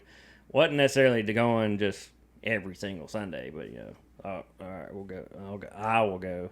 And like I had already known my wife now, Kristen. She and I met in 2008 when I first started working at TJC. And she was a parts girl, right? She was working at Tractor Supply. Tractor Supply. That checks out. Yeah, okay. Yeah. So TJC West Campus is right there by Tractor Supply, and I knew newbie welder in the world. I went through all different cutting wheels and grinding discs and this and that. Well, Tractor Supply was the only place that was open, on Saturday or Sunday if you needed to get grinding discs or whatever. So I was always in there buying something for either TJC or for myself at the time. What's the name of your boat business? WC Custom Boats. WC Custom Boats. Originally was that's a whole nother. We've got a bunch of different business names as far as now, but started out Willett's Welding Service because that's all I used to do was mobile welding and stuff like that. Then it turned into the property that we used to have in Flint. That's when it started the boat stuff. And but so met her while I was 2008. We became good friends. Ended up I was teaching. I mean, I'm 21. I don't know where I'm going with that. 21 at this time. So I'm 21. Most of these, I say kids. Most of these kids coming are 18. They're coming out of high school, going to TJC just like I did. So it's not like there's this huge disconnect. It's just I just happen to be really good at it. Yeah, the one teaching them, and so ended up actually she was dating a guy that I started teaching in the welding school, and he was a kind of a hothead, and he always he was talking about oh, my girlfriend works over at Tractor Supply, and I'd gone in there. I wasn't going in there to have relationships. It's just simply I would have conversation with a checkout person, right? And I was like, oh yeah, what does she do? He's like, oh, she's usually checking people out. I'm like, oh, okay. Well, then walk over there one day and happened to be Kristen. Yeah, it's like, oh, okay. I'm still dating my girlfriend at the time from back home. But so like I said, we became friends. I was randomly at her 20th birthday party because we had become good enough friends that she invited me over. Right. And I didn't know anybody at her birthday party but her. Like, it was so weird. So weird, but looking back on it, like, okay. Well, I basically got friend zoned, so that's... really? Oh, yeah. So, yeah. You got out. Oh, yeah. You got out the friend zone, buddy. Oh, yeah. There's hope, boys. Yeah. So we... we kind of kept in touch throughout the years. But it was like I said, I was dating several other girls off and on in the time frame that we were friends, and she had moved over to Tractor Supply in Longview. Oof. Yeah. Oh, yeah. So she was driving from Lindale to Longview almost every single day. Mm-hmm. And I had become friends with some of her other friends, and they were still over here in Tyler. Like, I hung out with some of her friends, like, more than she did at some time, some points in time, just because she was in Longview. I don't know. I had to go over there for something, and this is where, so Kristen likes to say that I stalked her, which is not even accurate. Like, I was going in there initially because I was actually, every time I went in there, I bought something because I needed it for work or whatever. Well, then it became like, okay, let's see where this can go, and then got friend zoned. But I was always, I would always go to Chicken Express or something before going to work at TJC. So if I saw her truck, I'd like bring her sweet tea or whatever, So that's what, yeah. Oh, yeah. But, so anyway, I was over there in Longview, and I remembered at one time she said she was moving over there, or moving over there for work. And I was like, hey, you get lunch break or anything? You want to have lunch? And we hadn't talked in a while at this point. Her and this other guy had actually been engaged previously, didn't know that. Mm-hmm. So like she drops the bomb like, oh yeah, we're not together anymore. But I was like, well, that's good. Like that is like legitimately good. Yeah, but didn't sound like the greatest guy. Yeah, oh yeah. And so I got all this other stuff going on. Last thing I really probably at the time needed to be worrying about was a relationship, but that was one of those like, because I got friend zoned, it was kind of that lingering. All right, let's see if this can actually go somewhere. And like, I had plenty of thoughts and desires to actually want to be with her, but it just never worked out. So, well, I was actually still dating somebody else at the time when we went to lunch, and so I don't know what really all of a sudden changed. I guess it was her not being engaged and not with that goofball anymore, or like the fact that I was dating somebody, and I guess she couldn't have me, kind of in a lack of a better word, but that's kind of what it turned into. Was I took the girl that I was dating to my sister's wedding, and I hear about, like, this is after the fact, that she was basically at home, like, moping because I didn't take her to my sister's wedding. It's like, that Kristen was moping? Yeah. But, and so, a guy that was working for me at the time, was good friends with one of her best guy friends. So he somehow, this is 100% a God thing, because it was just like, she randomly shows up at my house, which is also where my shop was, because they were coming to see this other guy. Well, then that turns into just I don't know. We didn't end up doing any work that afternoon because we were all just hanging out, and that was kind of that, I guess, solidifying moment of, all right, I've wanted to be with this girl for a long time. She's actually showing interest, and then it goes from there. But she was also another pointing factor of just something different, of like, it wasn't like she was going to church every Sunday kind of thing, but the family that she grew up in was, they went to church pretty much every weekend, and you could just see the difference there, and still didn't fully start going. It's not like we got together, started dating, and go to church together. Like, it's just, that was just looking back on things, that was definitely another indicator of like God having a hand, and us coming back together, obviously, to the point of getting married. got married 2013. She was actually wanting to quit Tractor Supply. We were building boats. This is 2012. Our boat business is like, I'm still working 2 jobs basically. Don't know how I did it. And she went to, she didn't finish her associate's degree, but she went to TJC for like AutoCAD, process piping is what her degree would have been in. But so I was like, I had a little bit of AutoCAD experience enough that I would draw stuff out to get kind of a rough plan, but it was never like down to the quarter inch even. Yeah, it was just like, all right, this is kind of what we're looking at trying to do.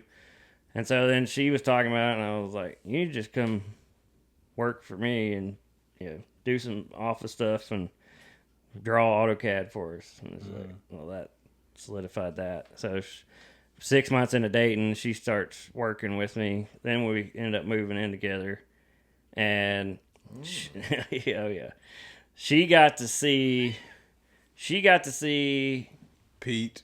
Yeah. First Peter, as several other guys say. Yes.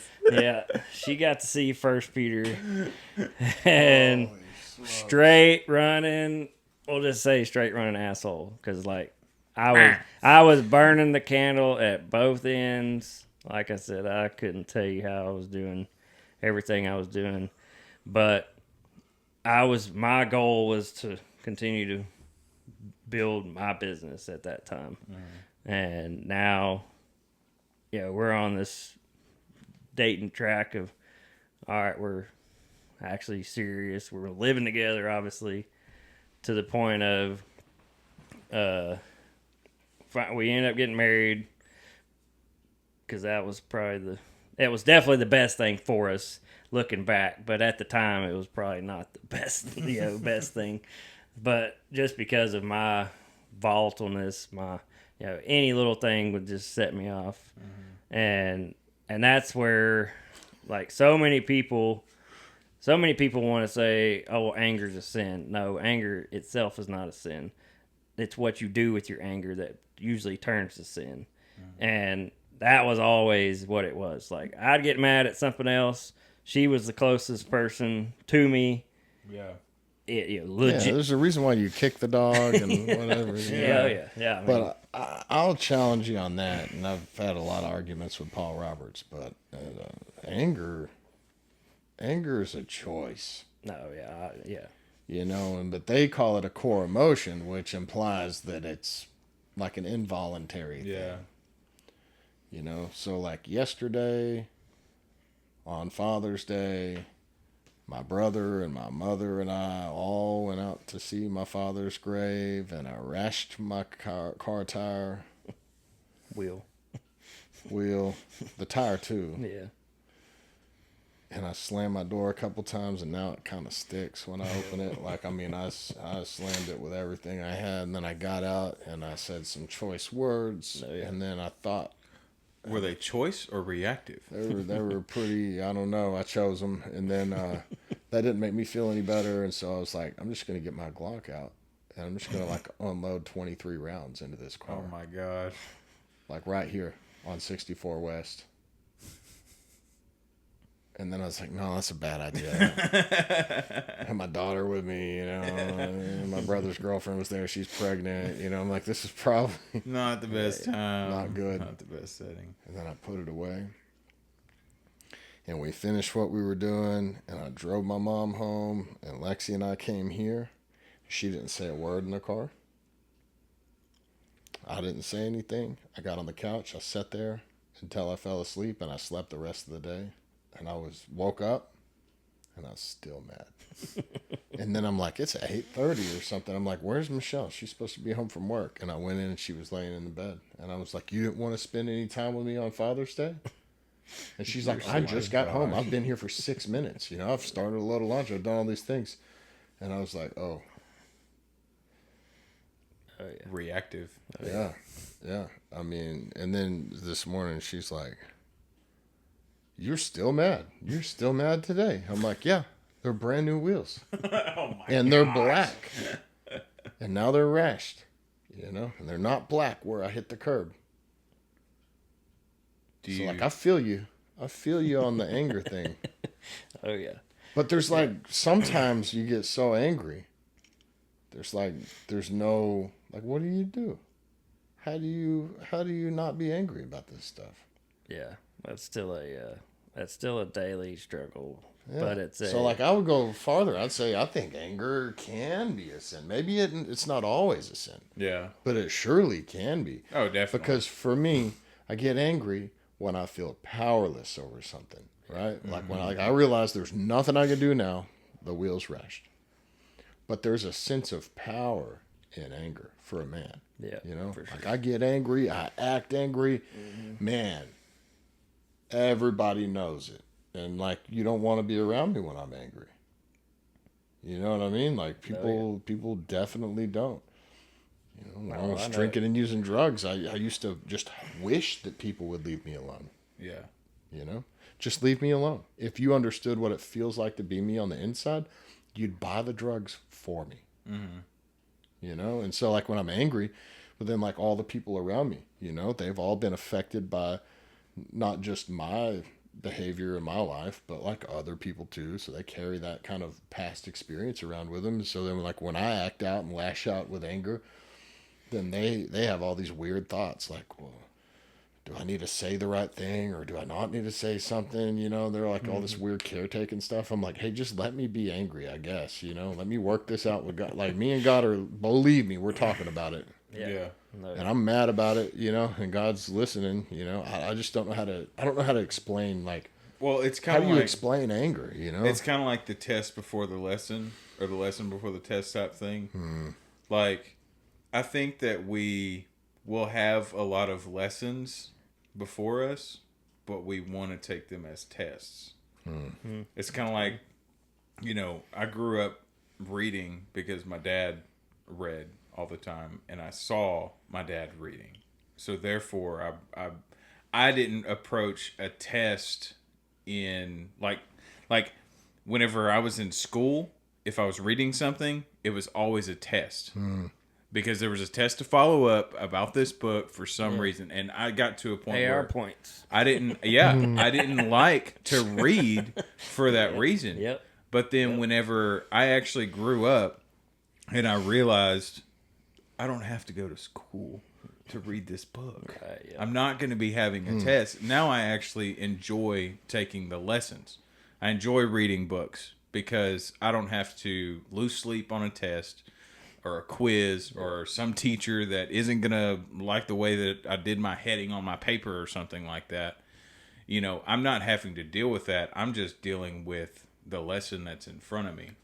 And I think that for me, now that, you know, God has really came into my life and made it to where I want to bless those who have cursed me in the past, who have hurt me, who have done all these bad things to me. Now I'm just like, I'm supposed to love them. Like, and they're my but enemy. you're included in them, you know? Like most of my anger today that I struggle with has to do with anger towards myself. Yeah. You know, and so like the question is like, do I really believe that Jesus died for my sins, right? 'Cause I'm so angry about that wheel.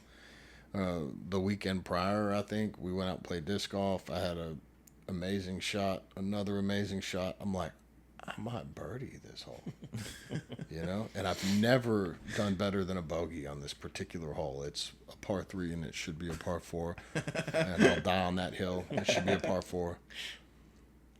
And my buddy throws in for par from like 100 feet away or 200 feet away. Some ridiculous, perfect, everything happened perfect and it went in. And I have like a 10 or 12 footer. And I airball it, dude. I throw it 30 feet on the other side of the basket, and then I missed that one, and I lost it, dude. I ripped my shirt off. I threw my bag. I threw a disc that I really care about, and it was like rolling really hard down a hill. And I went and looked for it, and I couldn't find it. And Michelle's looking for it, and you know, no, I just walked. It was this whole 17. I just walked off the course, walked all the way to the car. Didn't play 18. I was so mad. You know? And like I was like anger on top of anger, you know, like I was angry that I lost my temper in front of everybody, and then I was angry that I threw a disc and lost it, and I really liked that disc. Yeah. And then like I was angry that it happened in front of all these people, you know. I mean, Everything piled up. Yeah, it's just, you know, it all comes back to expectations. You know, I had an expectation that I was going to make this shot. And you're the best. And the expectation that you're the best disc golf player. You know, I've had that conversation with the kids a bunch of times. You know, like they'll get real frustrated playing. And I'm like, hey, you're not a professional. You know? Yeah. Like I don't know what you expected when you let go of that Frisbee, you know, but like. Have you had that discussion? Did you expect it to look like what it does on the internet? You know, because those people get paid to play this game, you know? Have you had that discussion with Dude, the mirror? I got mad at Tuttles for at Squirrel Camp, you know, because they were doing this game with the shotguns, you know, and like where they're throwing them over your head straight at you, and like they keep walking forward, you know, and I was like, I could do this, so I want to go down there with my 12 gauge, and Tuttle's like, nah, we shoot 20s, you know. I'm like, whatever, dude. So I get his gun. The action's not even going into battery, you know, like it's clearly needs to be cleaned and lubed. I'm like, this is a gun worth more than my gun, but it doesn't operate as good as mine. Mm-hmm. You know? Yeah. And he's like rushing everything. Hurry up, you know? You know, he's just like pulling it. And like I missed 3 times pretty quick, dude. I didn't even make it as far as these 19, 20-year-old kids. Yeah. You know? And then I was mad about that. Yeah. I think it's you already said majority of it. Number one, it is definitely a choice. Like that's a big thing that even in the last probably 2 or 3 years that I've been, I don't like using the words working on. There's just no good. There's just no good. There's just no good other way to say it. Well, like, I'll give you this. And I probably said this before, but like I used to work with a lot of new people in recovery. You know, it's part of being in recovery and like part of kind of staying sober is helping other people. It's an opportunity to get out of yourself, to be more focused on helping somebody instead of worrying about your own stuff. And I can't tell you how many times they would call and I'd call them and go, hey, I haven't heard from you in a couple of days. Like, are you drunk? Like, what's going on? And they go, well, I've just been working on myself. And I wanted to be like, step away from yourself, you know? Get out of the house. It's not your job, you know? So for me, when I really struggle with anger, my problem is my God consciousness, my prayer time, my quiet time, my walk with Jesus is not doing good. Yep. It's a real first alert, you know? It's like, you know... Litmus test. So now, like when I find myself angry, I want to be like, you need to get in a windowless, interior room. Yeah. It's like a first alert weather day or something for me, you know, because like I'm pissed off. Mm-hmm. But you know, anger and pissed off, that's just resentment, and resentment is just expectations. You know, it's like. But I hate that idea of like lowering my expectation. I don't want to lower my expectations of myself. Right. It's like lowering the standards. Yeah, right. But like I feel the most anger, the rage that I feel, it's about my failure. It's about my mistake. Yeah. The problem is my family, my friends, they personalize that. Yeah. I start acting angry, and if luckily I don't direct it to them, they still internalize it that I'm mad at them, that it's on them to fix it. And so that's kind of the other side of anger that people don't talk about that much, but like that hurts me because I feel that. I feel that for the next week after I blow up about something. And I don't know that I've ever been as bad as Pete used to be because like his reputation for being a hothead. Yeah. Sure. I've been warned. I'm like, hey, that's Pete. You know, I'm like, yeah. Pete and I are going to be fine, dude. Yeah. Like, I already know. I can honestly say, like, I never met First Peter. Yeah, I don't think I did either. But I think that Second Peter came along when Sawyer. No, not quite. No? That he definitely 100% definitely has. That's where I was going with the, like I said, 2 or 3 not years. Talking about working on. Yeah, not using no better word of working on. We'll just say that, but of just it's not obviously the start of a marriage where it's not all about when you're dating somebody. Yeah, you're putting your best foot forward. Right, Both yeah, of you yeah, are, you right, know? yeah, for You're the like most picking part. the underwear up, Yeah, like, you know. for the most part. First moving together, isn't this great? You know, to the point of, okay. Then they're like having like violent diarrhea in the bathroom, and you're like, oh my gosh, shut the door, you know? Oh, yeah. But to the point of you go to, like, dating stage. Honeymoon stage. Yeah, honeymoon. You're fixing to get married. Oh, and you get that, oh shit, like, okay, it's definitely not about me anymore. Right. To then you start going, you go into marriage. To then it's, okay, this is definitely not about me anymore. Like, and it's not even about us anymore. Yes. It's about this one. Yeah. Well, yeah. To then now, that was a big, another big blessing within our story is that we personally, I mean, God still had a hand in it, but we personally chose to wait to have kids in general. Mm-hmm. But once we got past the, I would say, not out of First Peter phase, but just like me actually sitting down across from Paul and Melanie Roberts, mm-hmm. because my big thing back then was, this is my business. Mm. It's all riding on me. Yes. And, I thought I could separate this employee dating, employee wife, husband, wife, after hours to, oh, hey, when we're working like this, we're working. Yeah. And that was the total wrong way to look at it. Did not work for you, did it? No, yeah. Total wrong way to look at it. And it definitely took, because Paul and Melanie did the same thing. They built their business that their son-in-law now is taking over. They built that business together. And we had plenty of conversations that Paul was never quite to the point of, I mean, y'all know Paul, but like he was never to probably the point I was, as far as if you set me off, I never went to the point of like ripping my shirt or breaking stuff or whatever. It was just like, I was just so mad for whatever reason. Because you don't handle stupid people. That too. That is a big part of it. Yeah. But it was also just that expectations, number one. Then also choosing to, a big thing that I used to always say was like, it's a brand new day, isn't it? Like you don't even know what you did yesterday, because we just did this exact same thing yesterday. Yep. It's and like brand new. Oh yeah, and so it's like all over. Yeah, and like that doesn't sit well when you're talking to your wife that way. Well, we had Paul on. He was our first guest. Oh yeah, and he couldn't remember expectations. I edited it so that it sounded like he remembered it, but we spent about 5 minutes. He was like, "Fuse." Yeah, I remember listening. He was like,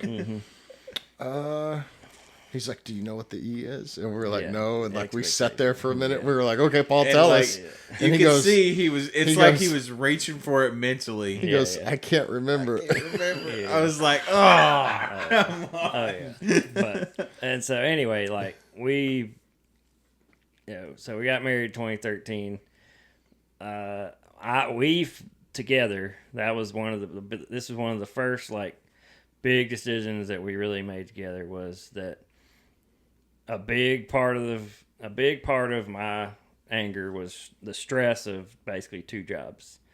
And we really weren't in a point, because like she was working for the business, so it wasn't really at the point that it was really like, it's not like she was getting paid, like a true, right. It wasn't like she was getting paid like a true salary. She was just actually, she was helping to the point that it didn't really matter if, it's not that it didn't matter if she was there. It just was like, it's not going to make or break to the point of, if I quit this job, it's not like you got to go get another job. But it was making that decision together of things were changing within stuff at TJC.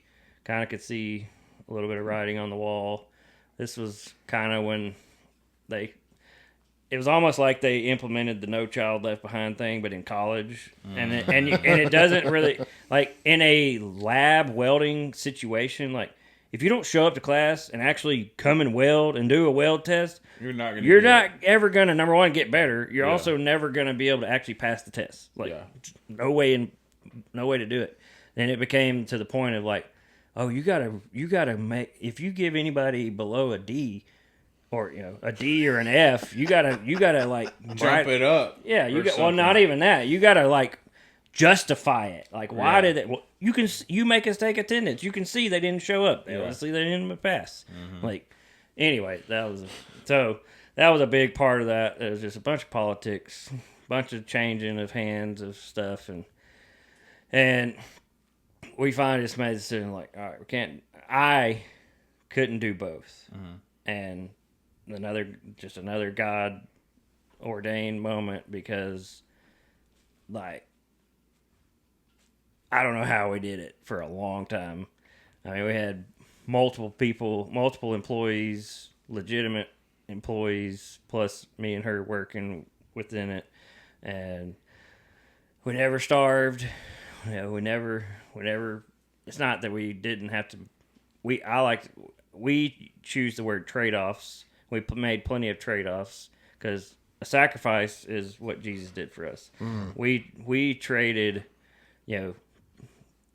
instant pleasures or instant gratification for prolonged gratification, and that's showing up now in this. What we prolonged in 2013, now almost 13 years later, is what we're getting for those trade-offs. And so, like, but just the point of, at this point, we're building boats like crazy, doing all kinds of other welding jobs amongst all this, and we're working on a boat for Travis, and I misscheduled some stuff or something. Basically, it came down to I didn't do what I was supposed to do. I mean, at the end of the day, that's what it came down to. But a lot of it was more misscheduled. Like, we were gone when he was supposed to be there and all this different stuff. And he basically hit me with it was basically a slap in the face, but in a text message of just, you're not living your life right. You're not treating your wife right. All these things.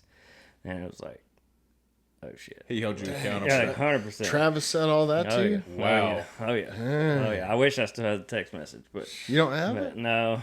At some point of either changing phones or whatever. But anyway, and so that was like the turning point. And so we were, at this point, hadn't been going to church, but at this point had like just could feel that pull, and that Travis's text message was that slap in the face for me.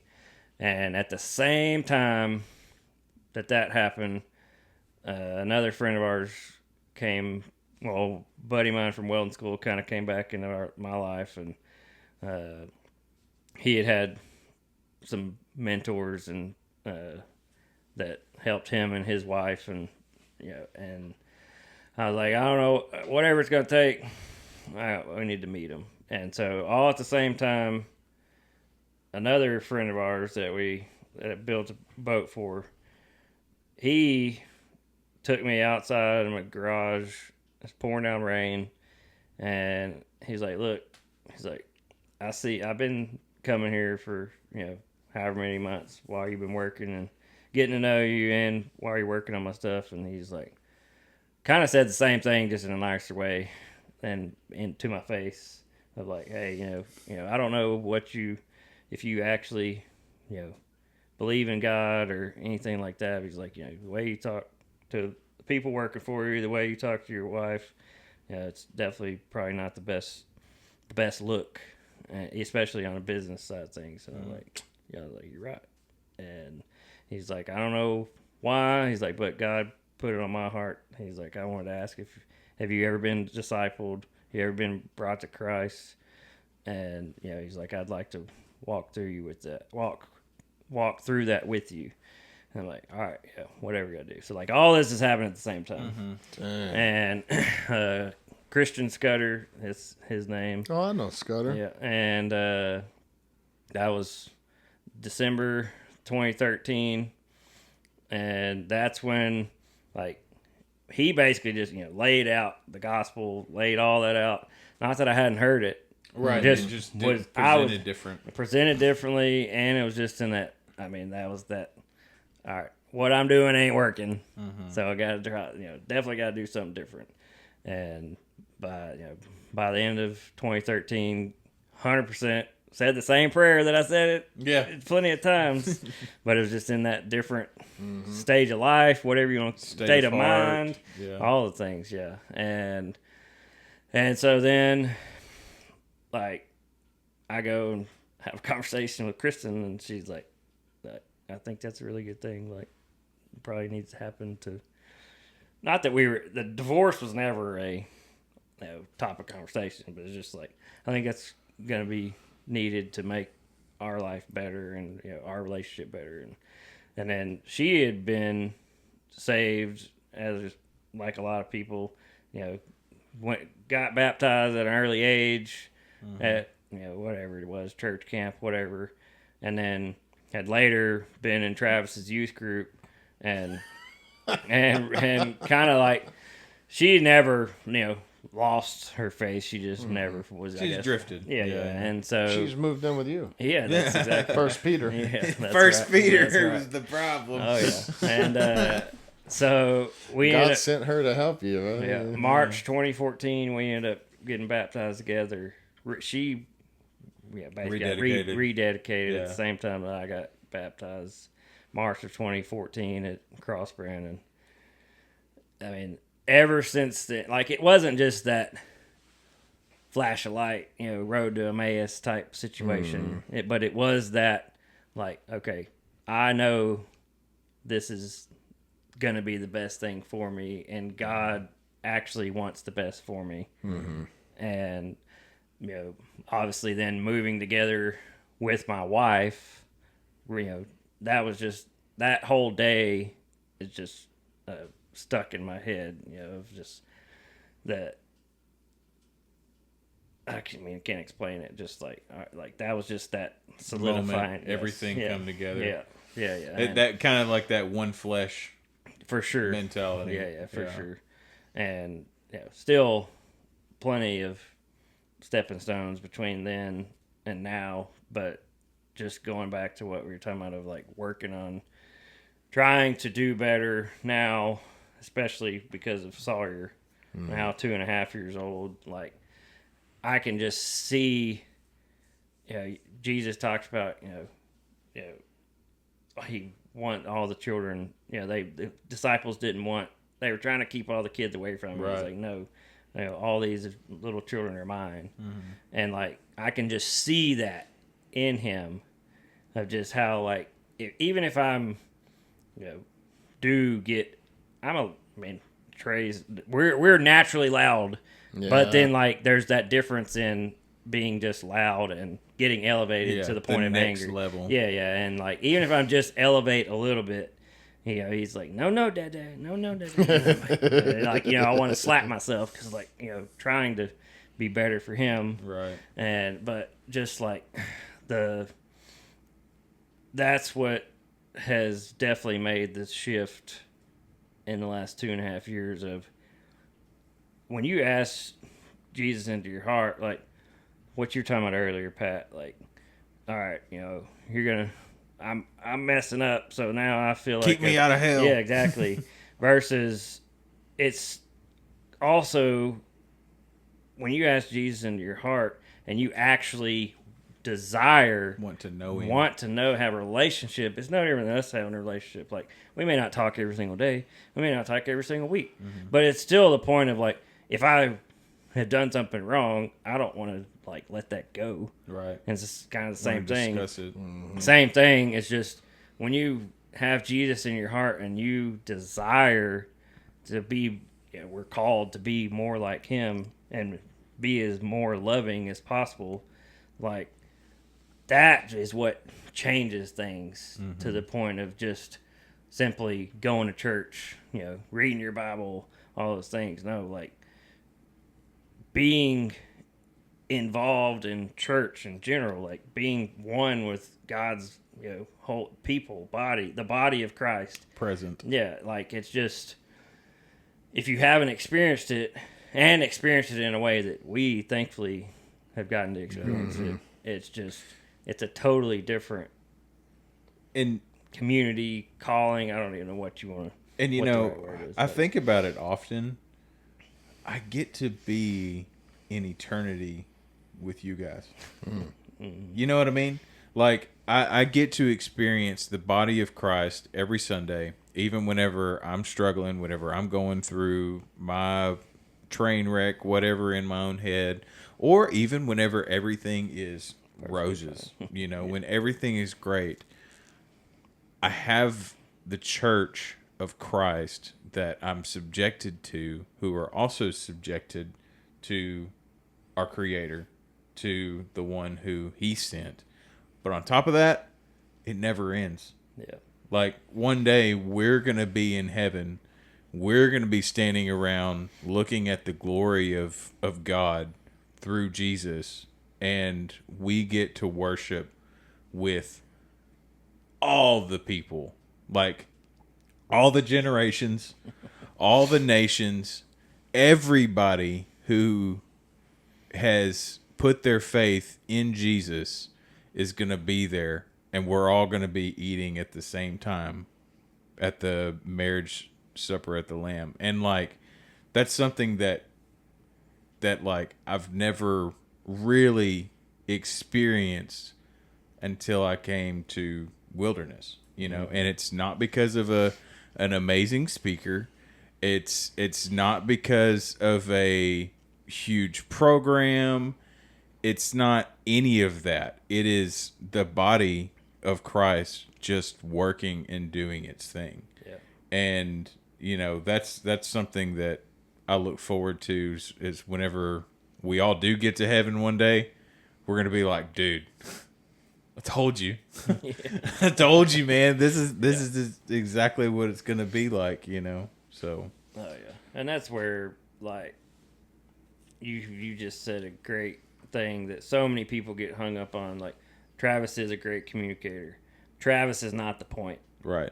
Jesus is the point. And Travis does a great job of pointing to Jesus every single week. And obviously then the building of Wilderness to the point of like what it is now with, we talked about check-in for a split second, like check-ins, freedom weekends, all these things, everything points to Jesus. It's When not did about, you go to boot camp?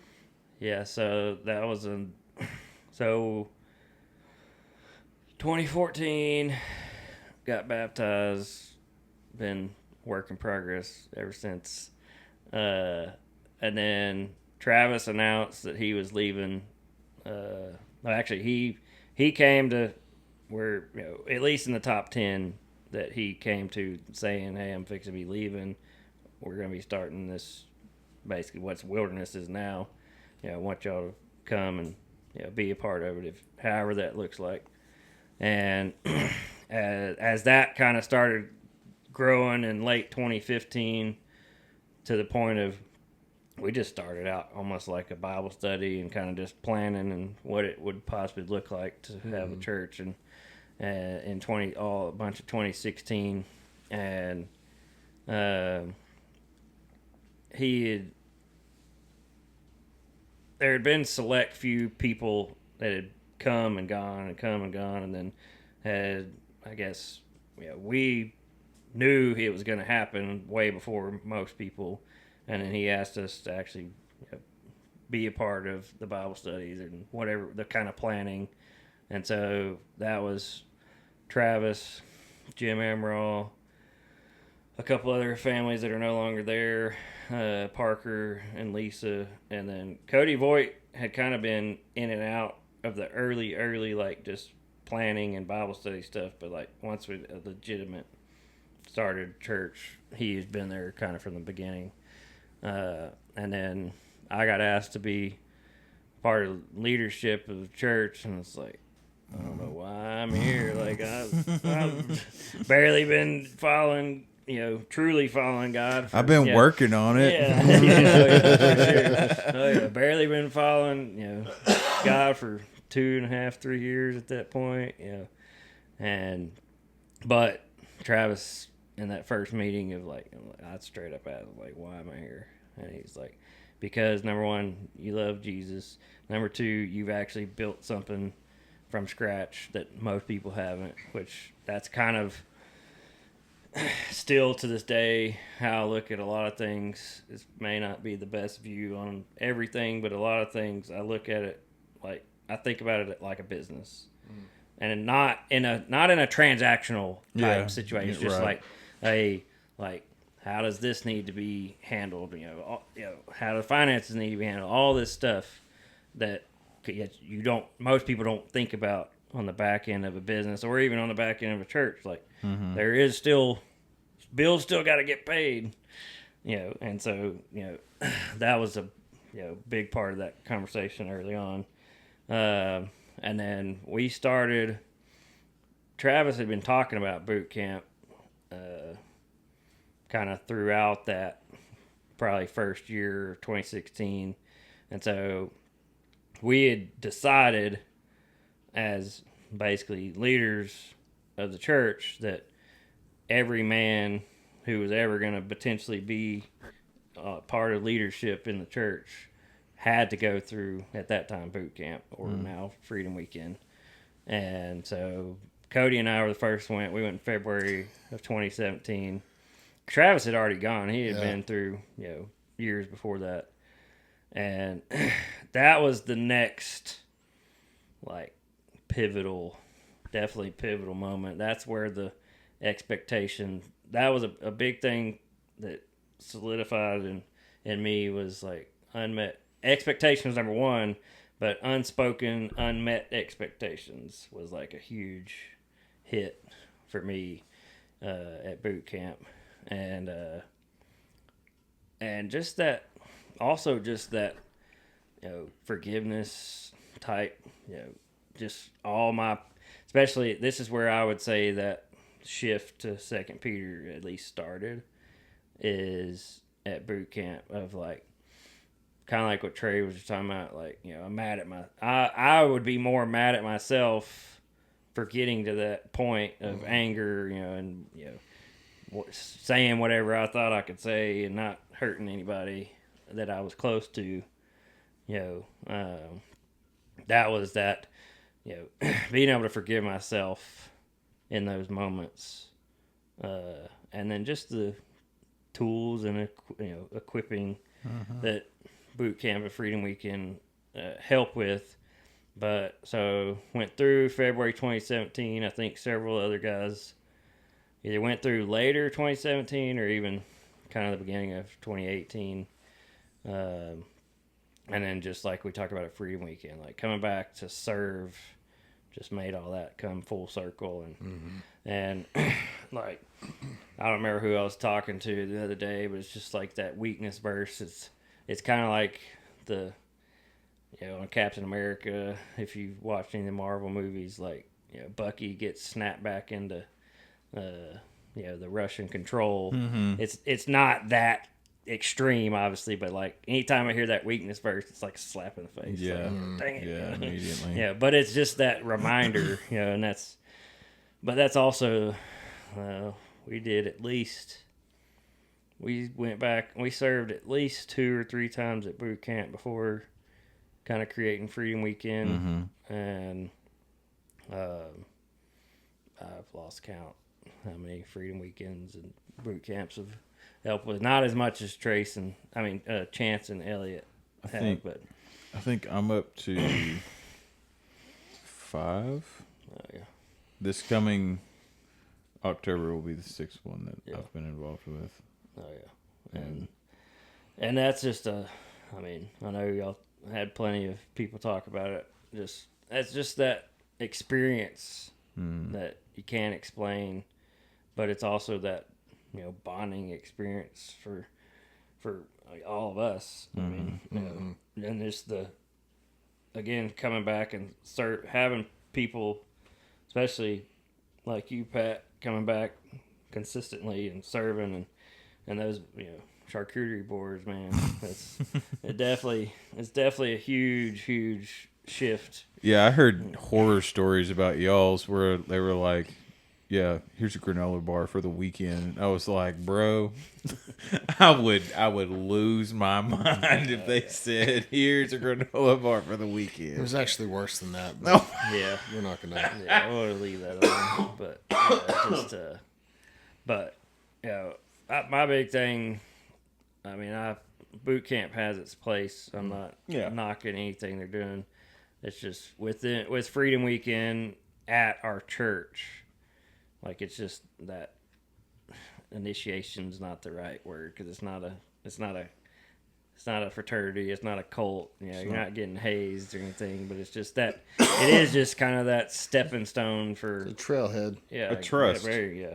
You build trust and bond in that experience. Right, exactly. And it's like we talked about. I mean, we don't talk every single week, but I mean, or we do at church at least. But like, it's we have enough of a relationship that can call you either one of you at any point in time. That it's that and that's just that under continuing to try to build upon that, and we have enough people, thankfully, that have gone through a Freedom Weekend now that we are kind of looking to like, not next steps isn't the right word, but just like helping to continue to grow. I know Travis talked a little bit about that stuff, Sunday with, trying to continue to build the church around the men's ministry to an extent. And that's just an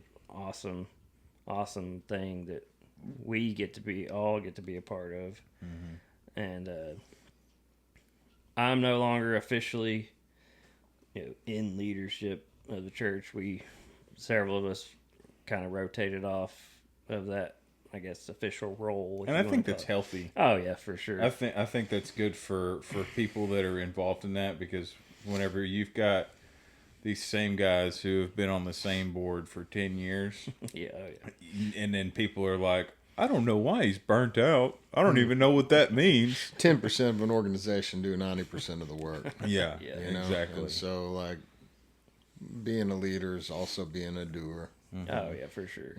Yeah, and that's what, like, I still do stuff because it's kind of like that snapback. You get into that.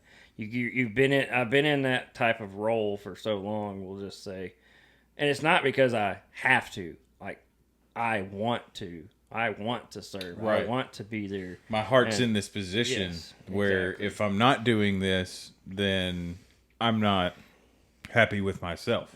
Right. I'm failing my own expectations. Yeah, exactly. Yeah, you talked about you mentioned standards, and that is a big part of, I guess, still that I put on myself. Like Kristen talks about, she's like, oh, it's got to be Peter Perfect, and it's like, no, Peter Perfect. It doesn't have to be. It doesn't have to be exactly how I would do it, and that's a big thing. That's a big shift. I would have used to never said that. Yeah, but where so plenty of other guys have said similar, but it's just that it's like everything you touch, it just works perfectly. And I'm like, no, it definitely does not. And that's where the problem. Yes, exactly. That's what pisses me off about the situation. Exactly, because I know it's not gonna go perfectly, but common sense says that you should be able to put these tables in this place. Exactly. Taking this bolt out should have been perfectly fine, but now it broke. Now it's a 3-day ordeal. Like, oh, I've been there. Yeah, I mean and so it's like, now you come in the garage and I got a tap and die kit. Just shut up. Oh yeah. It's a bad day. Yeah. I worked at a church camp, and one of the things that the the camp director used to say is, I don't need it perfect. I just need it excellent. Yeah, that's good. And that's something that actually carries me over today. Like I really don't need it perfect. There's no reason why it can't be excellent with you on top of this duty. So Yeah, and thanks, camp director. Now, I mean, I definitely love that saying because so many people want to throw it around or think it's cliche, but like everything I'm doing, I want to do it like I'm working for God. Like, it's the best that I can possibly do. And that's exactly where that saying came from. Was I don't. It doesn't have to be perfect. Jesus was perfect. You can just have it excellent for what we got going on here. Oh yeah, and that's where a lot of that even we'll call it what it is, expectation. Even working on, when I had people that were working with me and for me, it was that like it doesn't have to be this way because I want it this way. You have to think about it as the person that's getting this boat or getting this product, whatever this is that we're working on. Like, you have to think about it for what they want. And then it's typically always comes down to, or would come back to, I would see a flaw in something and like, all right, that's got to be better. And Kristen was the one that finally, she's like, you got to quit pointing stuff out. And I'm like, what are you talking about? She's like, because you're pointing stuff out that 90% of people don't even notice. They don't even know what you're talking about when you point it out. Like, you need to stop because you just need to step back and look at what you've basically created and like, appreciate it. Sure. If there is actual room for growth, then that's a healthy thing. But don't sit there and pick every single little thing apart. And that was a big, aha moment. But also just that even within, like what you were talking about earlier, Trey, like even within myself, like, oh, I don't like that about myself. Let me. I'm gonna get mad about that, or it's if I can't explain something that somebody else can't understand it, well, then I'm getting mad at myself. Right. Because it's like... That's a big one. Because you're failing yourself and not explaining it the way that you want it to get across. Being misunderstood and people not understanding what I'm trying to say. Dude, I used to get so hot about that. Oh, yeah. But it still then comes down to a choice. So, I mean, I just said a joke. You want me to understand it for you, too? You want me to laugh for you? Golly, dude. It's a new day today. Oh, yeah. If I have to explain it, it stops being funny and it starts being insulting. Yeah. But all that to be said, like, that's still, working at it as an excellence is still working for the Lord. And that still goes back to, it's still part of obedience. And so, like, that's where, going even back to what you were talking about earlier with, like, the judgment and this and that. And it's like, I'm not going to sit here and say that I know the answer that, is God going to judge us? I mean, only thing that I worry about with that is, am I loving the people as best as I could? Because, love God with all your heart and love your neighbor as yourself. Like, that's where his two main commands. And that is what has made that shift of, like, whoa, like, I may not say something exactly the way it needs to be said or whatever, but it's still like, we're just going back to what we talked, using you as the example, like, if you relapse today, like, it's still like on somebody within our, group of, we'll just say body of Christ, but especially people that are at least close enough to you to be obedient to that and like, hey, are you okay? Like, Well, I think it comes back to that question. We've talked about it at some check-ins and stuff, but like, are you compliant or have you surrendered? And like I told you, we had that guy on that's Dale V, and he said, you don't when the boat's sinking, you don't surrender it, you abandon it. And I thought about that, and it's like, I get into less wrecks when I've totally abandon the idea that I have the right thought or I have the capability to do this thing without God. No, for sure. You know? Yeah. And so I like to think of myself like in God's hands. Like, you know, like almost like a baby you would hold. Like, you know, like I'd like to think about like that, you know, like maybe God's just kind of, he's got me like that. Yeah. You know, because life's scary. You know, life is scary. Being here on this earth is unsure, uncertain, uneasy. And so I guess in a way, God is safe. Jesus is safe because to me, he is the comforter of those things. But, you know, I don't know. What's next for Pete and Kristen And Sawyer. and Sawyer? That dude and- is using his words a lot Oh, now. yeah, big Dude, it's time. kind of crazy. Oh yeah. I'm sure he's picked some up from you. Oh yeah. Yeah. Not. And we definitely try to deter if we say something like a big one was damn, and thankfully because we live by the dam of Richland Chambers and he knows where that is. Oh, it is so crazy. Like this is still part of that. Like it is so crazy that anytime we're going to Corsicana, he wants we're gonna go by the dam, and because he wants to see the water coming out of the spillway. It's like, no, buddy, we're not going that way. But like we had to deter. Ah, damn. Yeah. Watch your language. Yeah. Oh, yeah. Yeah. We had to deter that word, and thankfully we could deter it to. Yeah, we're talking about the dam at the lake, you know, but couldn't deter what I said the other day. We just had to sit down and, hey, Daddy shouldn't have said that. Yeah. When he was working on something that didn't go the way he wanted it, but yeah, no, I mean, our big thing right now, y'all have gotten to experience our camp out and crawfish bowl that we do at the end of every April. Last weekend in April, anybody and everybody's coming. We just need to know you're coming. And but we're just, since being able to, the move that we made out there was another, just God had his 100% his hands on all that, and that was going back to just obedience of like people don't want to, they don't like to use obedience. They don't like to use surrender. They don't like to use abandon. They don't even like to use submit.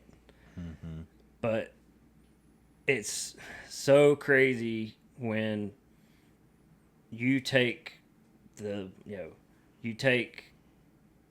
what Jesus teaches and preaches and actually take it to heart and actually want to do better for other people, to show him the fruit that he has, changed in your heart and your life, to the point that we don't see that property or anything really that is ours. It is all 100% God's, and we are stewarding it.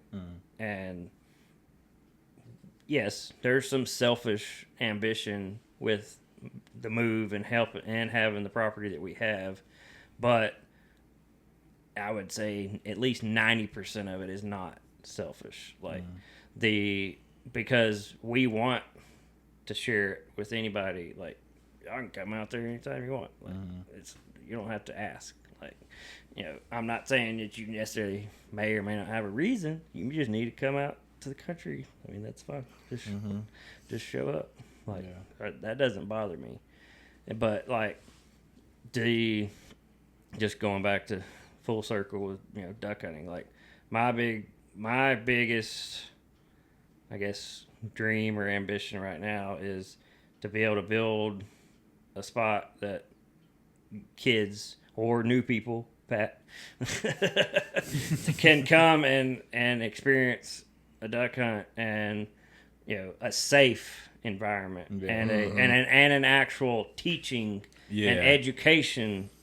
Educational. Like this is why we are doing these things with this piece of water over here, and this is what plants are growing in it for these type of ducks, and like all these, like that is the other part that we didn't really talk about, was like conservation is the goal. Like so many people think, oh, you're just killing all these ducks. Well, no, if you didn't shoot them and manage the population, they would eat themselves out and of food. Sickness and all these other things that they are actually seeing that in snow geese. And I don't know if y'all have seen much of it, but it's what the avian flu. Like snow geese is a big component of that, and scientists, biologists, whoever, smarter people than me, they have thoughts and theories and courses of action that we'll see what happens, kind of thing. But like our goal is, number one, be able to steward the property well for other people, but also steward the property well for God's creation, like to interact with it. Deer, bird. I mean, I can look out our front door, and you see all these, whatever. I don't know if I guess they're barn swallows. I don't think they're martins, but like, just these swarms. We've had so much rain. Oh, those blackbirds or whatever that make like the clouds and it look like they're fighting against each other. Yeah, well, and it's a mixture. Like, I've seen those, and then I've seen, like, I think they're barn swallows. But we've had so much rain, so we finally tracked it down because they've only been in these puddles, and it's like they're eating mosquito larvae. Like mosquitoes have been bad, but it's just like, and that doesn't mean that they're not in your front yard, right? But I'm talking hundreds of these birds are using this little puddle right out our front door. Like, all right, that's pretty cool. Or like we got game cameras up that we've seen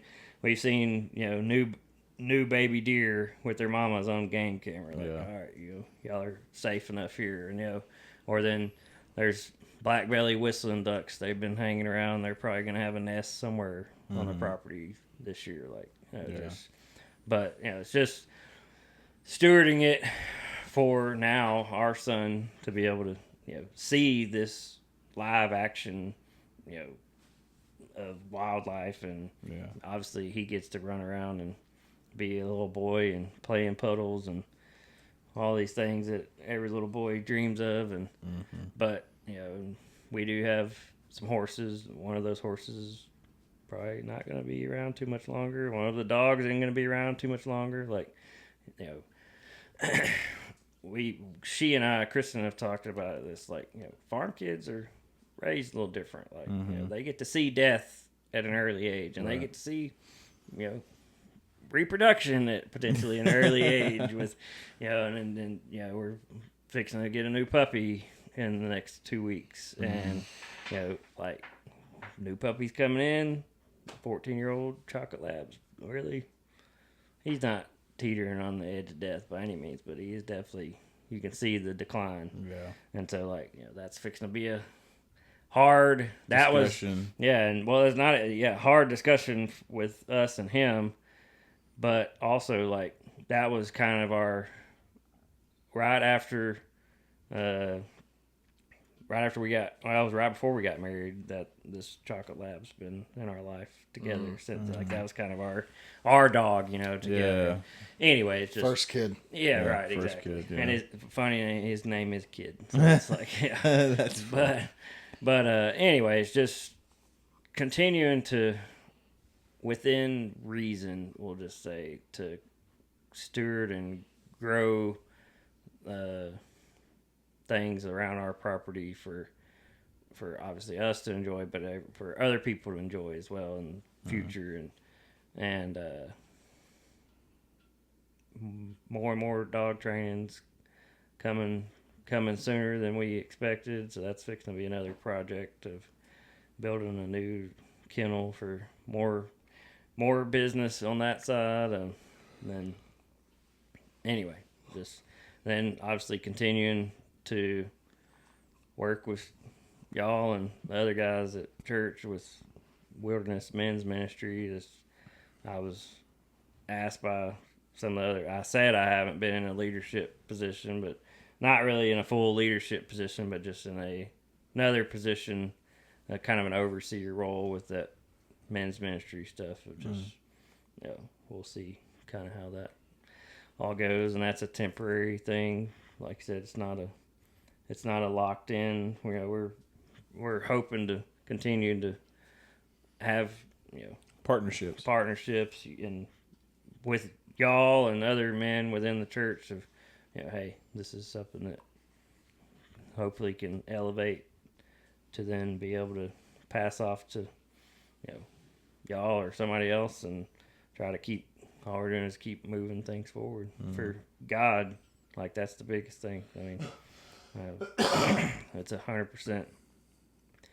It's easy to say it's all about worldliness or all about one person or all about us, but it's all for God. Mm-hmm. It's all for Him. Yeah. Well, cool. Is there anything that you think you left on the table that you want to get out while we got you here? Or? No. Meh. Yeah. Meh.